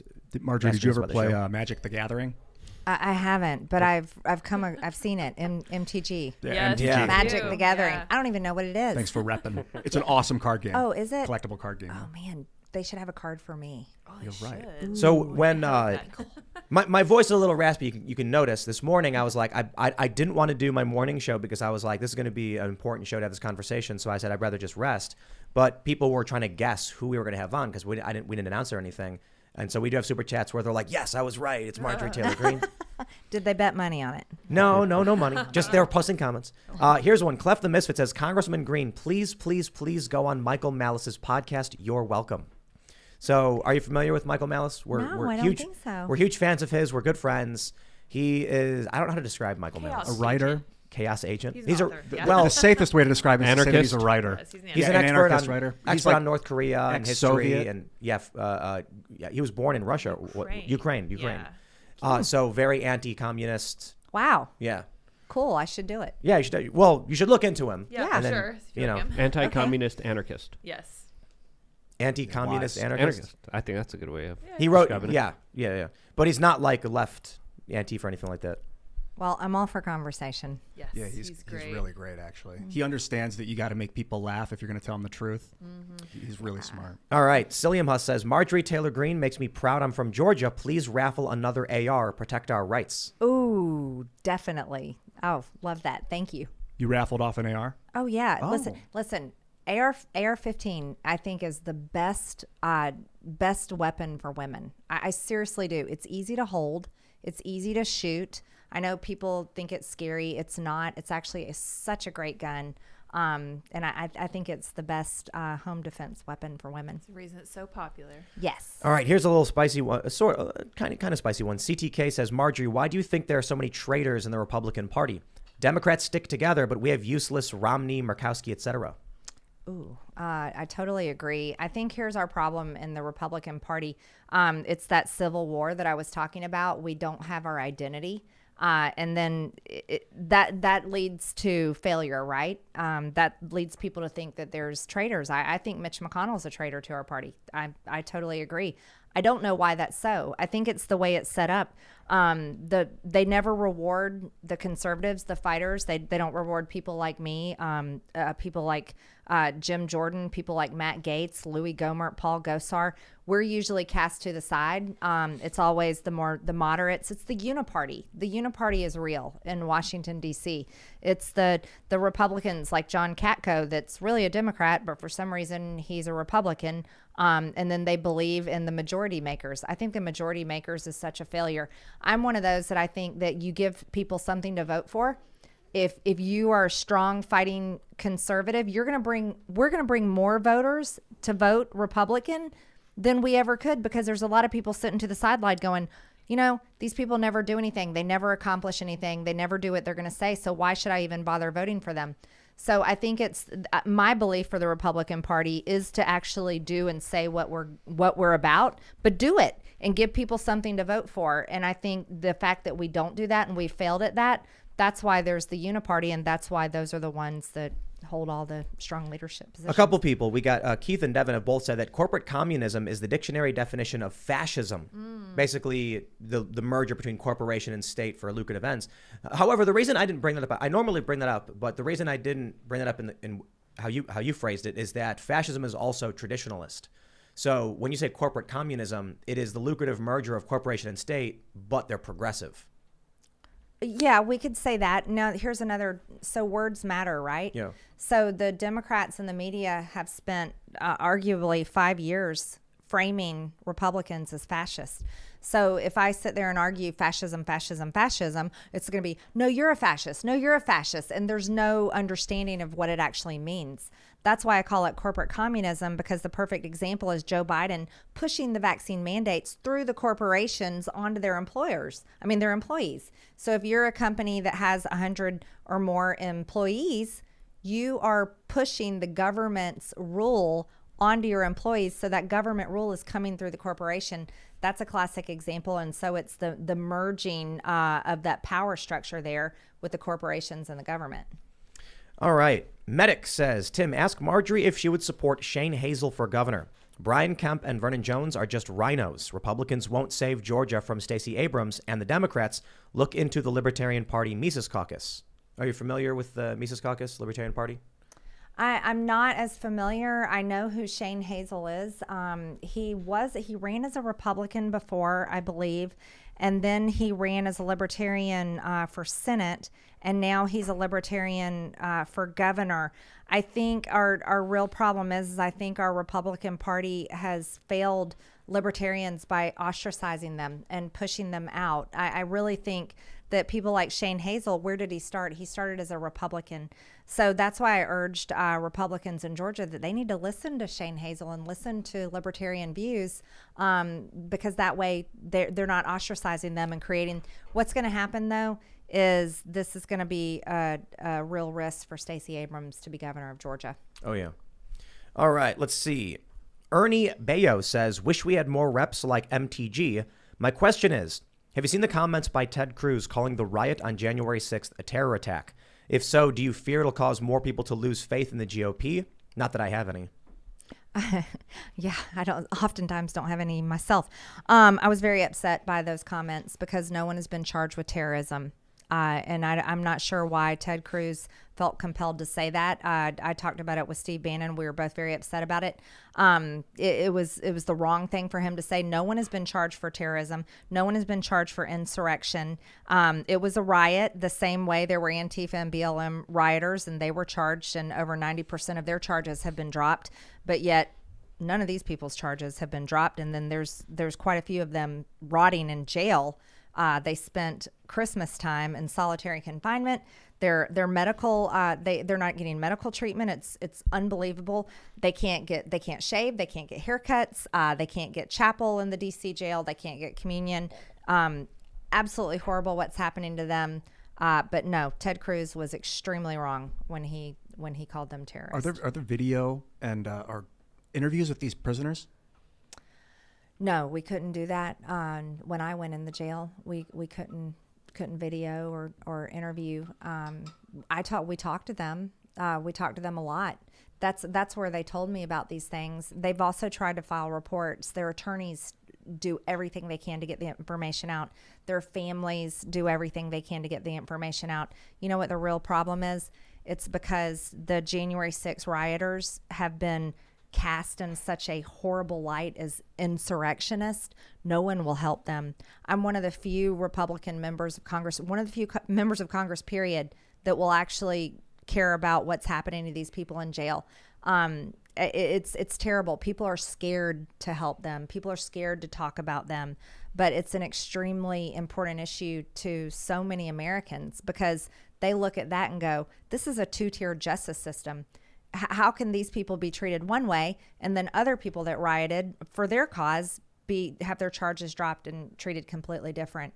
It's terrifying when we see our government doing that. All right. Laura Mora says, hey, Tim, MTG says she doesn't take lobbyist money. Ask her about her Pfizer stock. Oh, yes. I just found out recently when the media reported that I own Pfizer. So I signed an agreement with my financial advisor. He has full authority to handle all of that because I wanted to make sure, hey, I don't want to be involved in this. So it gets reported that I own stock in Pfizer and Johnson & Johnson. So I call up my financial advisor. I'm like, is this true? Do I own stock in Pfizer? Well, no, how they were reporting it was vaccine companies. Yeah. Okay. So first off, I'm in the minority party and I'm not on committees. I can assure everyone I am not privy to any kind of insider information and I have no control over it. I'm also against vaccine mandates. I'm not vaccinated myself. So if that was anything, I'm not helping myself out. Here's what's really interesting. Pfizer makes many kind of drugs. My dad passed away this year from cancer. Yes, I wanted him to be able to live. I wanted him to have medications for cancer. Another thing I can say is there's a lot of guys that suffer with low T and they love Viagra. Viagra also is made by Pfizer and it helps heart conditions. It even has helped Alzheimer's because it increases circulation. So owning stock in Pfizer, I've owned it since 2017 before I became a member of Congress, and I don't think that makes me a bad person. Johnson & Johnson, they make baby oil, baby powder. They make so many things. They're both American companies. And I think, too, that when a bunch of members of Congress were criticized for this, people should realize that often people sign this to somebody else. Like you assign someone to do it for you. Yes, I don't like the idea that members of like Nancy Pelosi's stocks, if anybody wants to do her stock picks, I say follow that lady because she's made a lot of money over the years, it's incredible. I think all of that's wrong though. I really do. But I don't know what I honestly have no idea what I own. I gave that full authority over to someone else. Right on. All right, Devin Ray says, love Ian and rarely agree with him. However, his statement, it should be a federal offense to sign a bill they haven't read, was the best thing ever. Yeah, I agree. I completely agree. Yeah. When the omnibus thing came in and they wheeled it in that cart, I was just like, dude, that is like taking a sledgehammer to what little optimism I have left in the withered husk of my view of politics. Yeah, my lovely staff over here has read pretty much all the bills. They print them and they have to do the hole punchers and put them in the giant binders. I mean, I don't even know how many binders we've created with all the bills.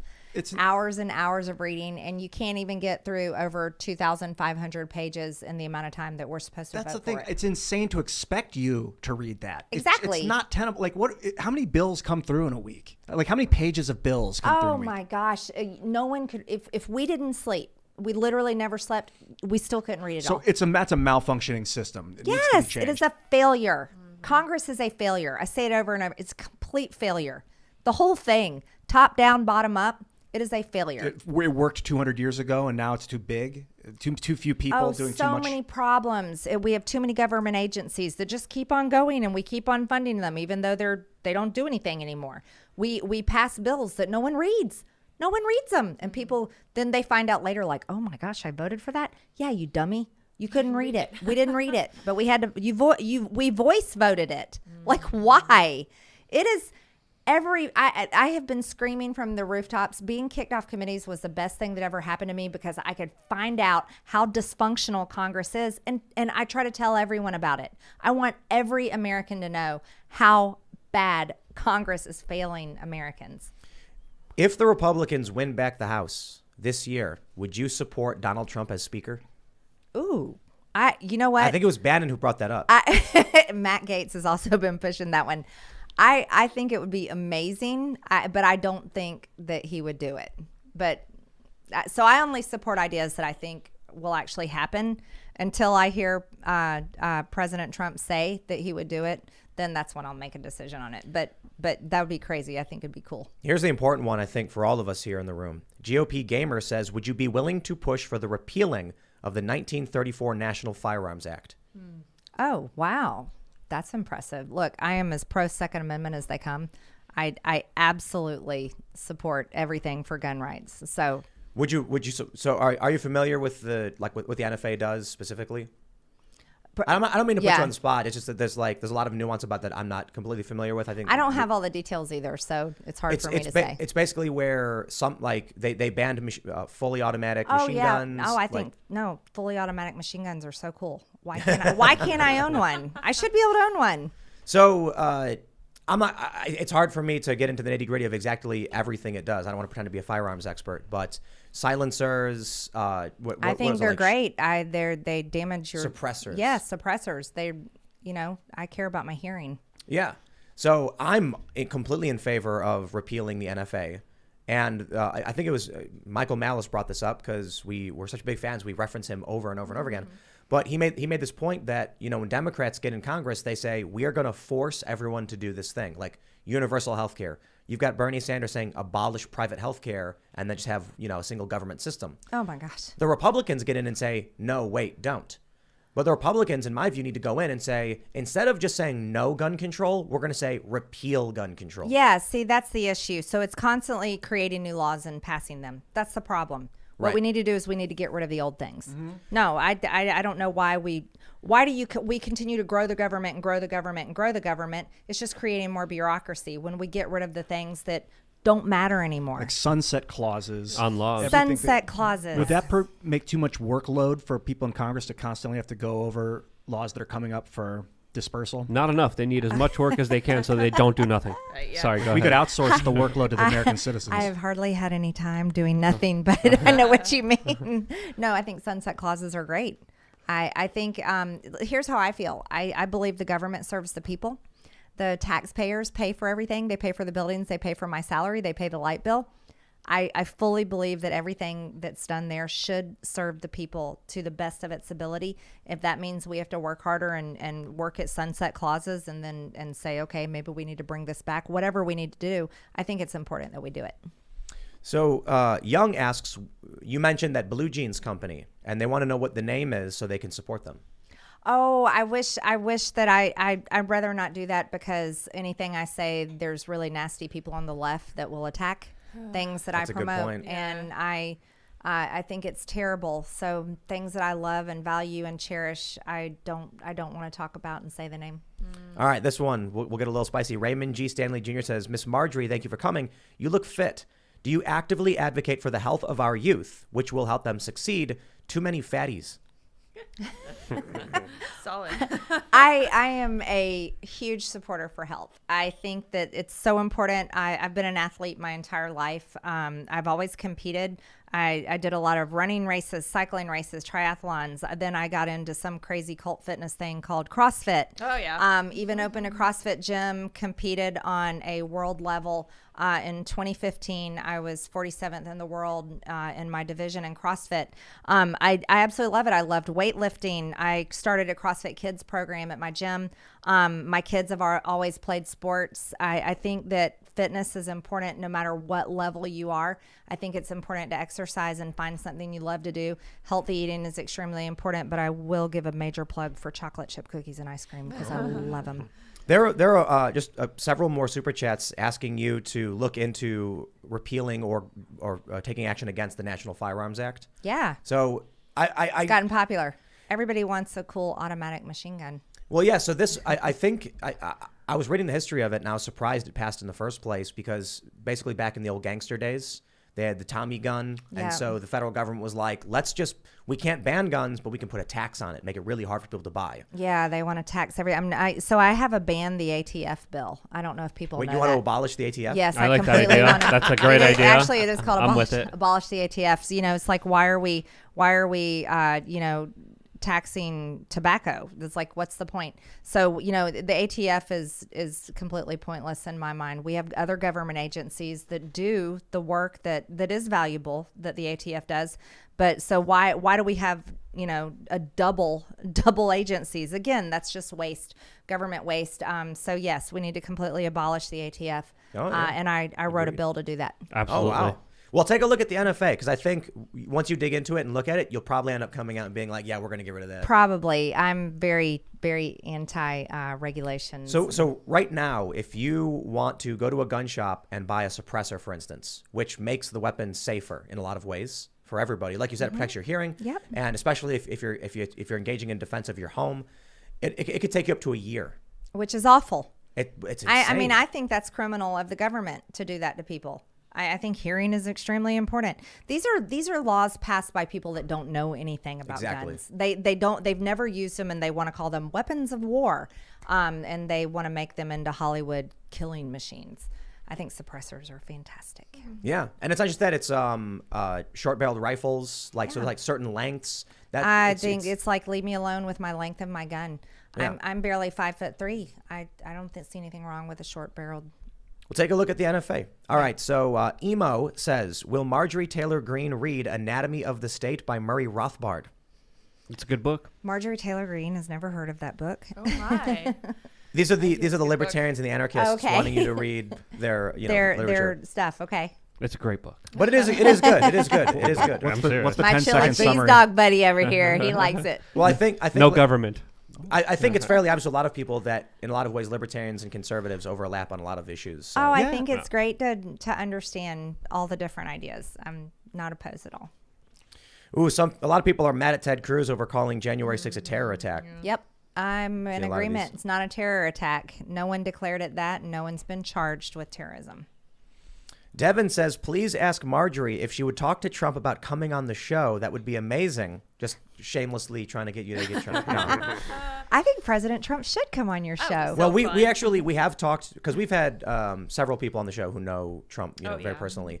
And everyone kind of agrees. They're like, you'd have to bring the show to him, and it would certainly not be a long-form 2-hour thing. Except for me, I don't agree. It's going to be fun. Yeah. I think it would be a blast, although I don't know if you'd still be on YouTube. Yeah. Yep. That's true. That is true. I mean, I don't know. If it was Trump, I might just say this is the man Ready we have to to talk go. to. Or finale. Well, it's one of the most significant, if not the most significant figure in our generation. Oh, he's amazing. What I tell you about President Trump is everything that you see of him, he's the same person behind closed doors. He's just very much a real guy. Why he's always been so appealing to me is because I own a construction company, and that's what he did. He's a regular guy. He talks like regular men. I support him and supported him before. I always did, not because I was looking for some perfect politician. I was looking for a real person, and that's what's appealing, and that's who President Trump is. Yeah. All right. Raymond again. He asks, Marjorie, thank you for coming. Can we stop our military from becoming woke weak? Opinion on what's needed for our military to be strong. We are going to have to win in 22. We're going to have to win in 24 and make some serious changes. No, I think what's happening to the military is devastating. When you've got, Putin of Russia talking about masculinity and making that really important, talking about gender being male and female and rejecting all these woke ideas.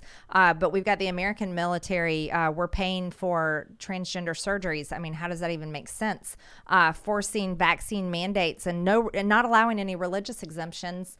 Which is forcing out people that we really need in the military. So the woke problem in the military is not going to end, unfortunately, anytime soon.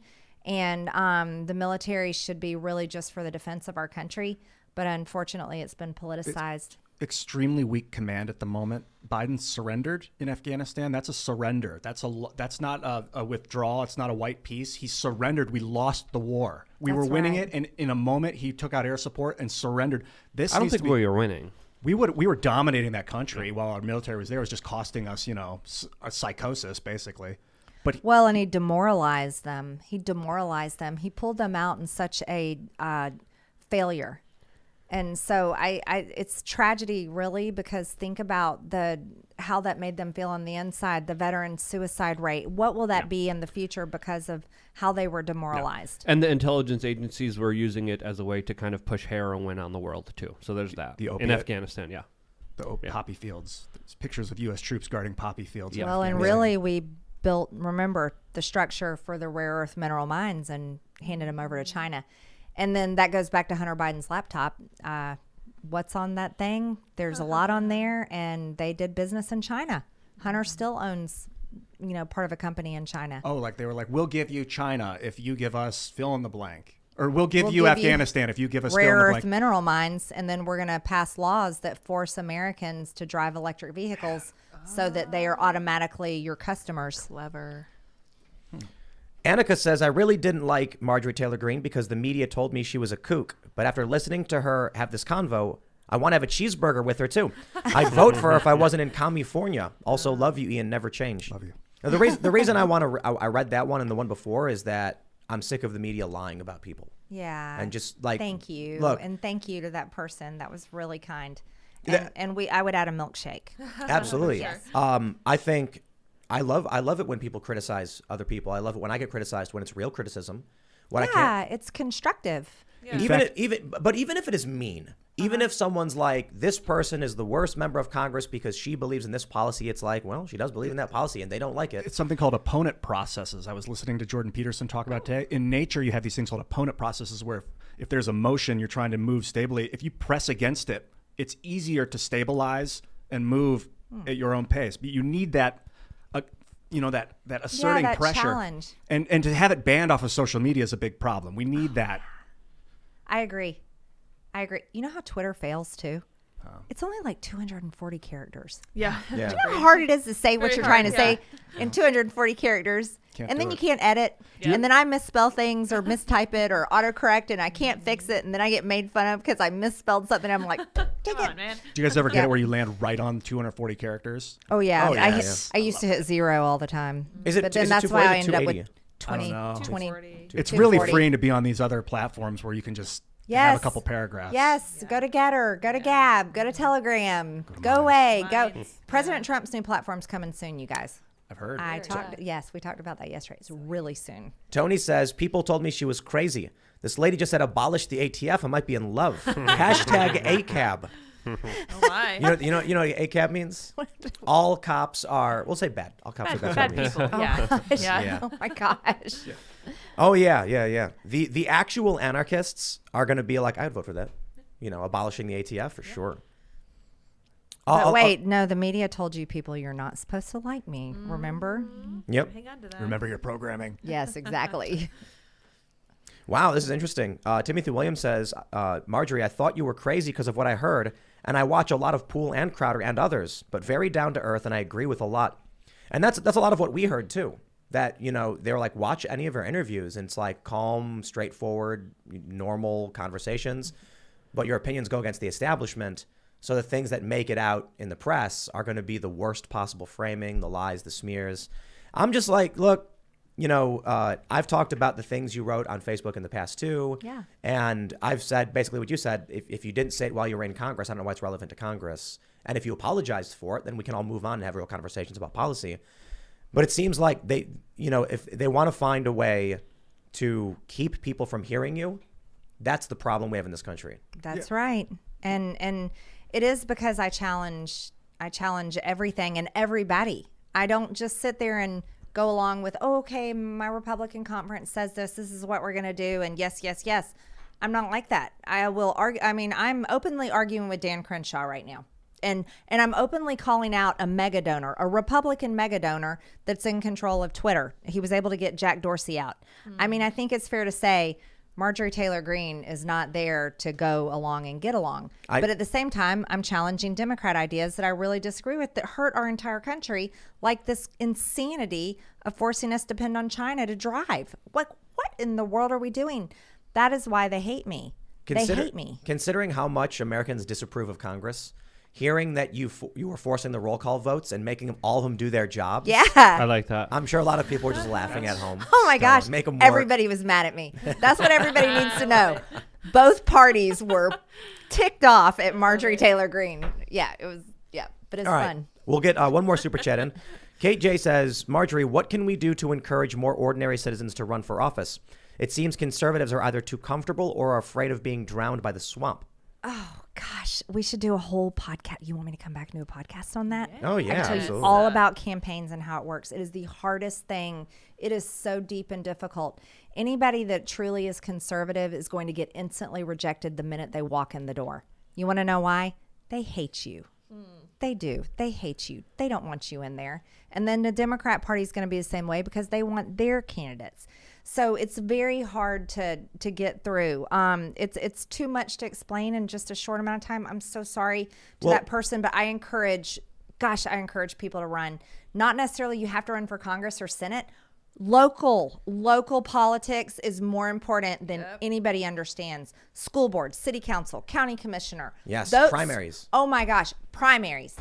Go all in at a local level, knock out a rhino, knock out one. We are going to start recording the members only segment. We have limited time, so I will just say right now, thanks for watching. Smash that like button, subscribe to the channel, and go to timcast.com. The members only video should be up around 11 or so p.m. You can follow the show Timcast IRL everywhere. You can follow me at Timcast basically everywhere. Do you want to shout out anything, Marjorie, before we go?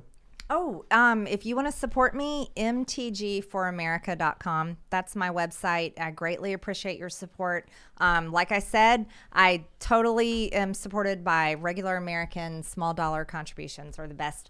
You can't follow me on Twitter. I'm on GETTR. I'm on Telegram. I'm on Gab. Look for the verified accounts. There's a ton of fake ones, and they probably say crazy things that continue to make me look crazy. But thank you so much, and this has been awesome. Thanks for and coming. I'm so nice to meet you all. Y'all are the best. Absolutely abolish the ATF. And I have my own media organization on youtube.com/We Are Change. And I also have my own online safe space / secret society on lukeuncensored.com. Hope to see some of you guys there. Thanks for having me. This was great. Abolish the ATF. Hey, follow me at iancrossland.net. I love you. Thank you for coming. Marjorie, thank you. Oh, thank you. Thank you so much, Marjorie. And thank you guys all for tuning in. I had a blast. I was enchanted listening to you. I was very much in the same boat as a lot of our listeners. I didn't know much about you. So glad we had a chance to talk. You guys are welcome to follow me still on Twitter for now, at Sour Patch Lids. We will see you all over at timcast.com in the member segment. So sign up today, support our work, and we'll see you all there. Bye, guys.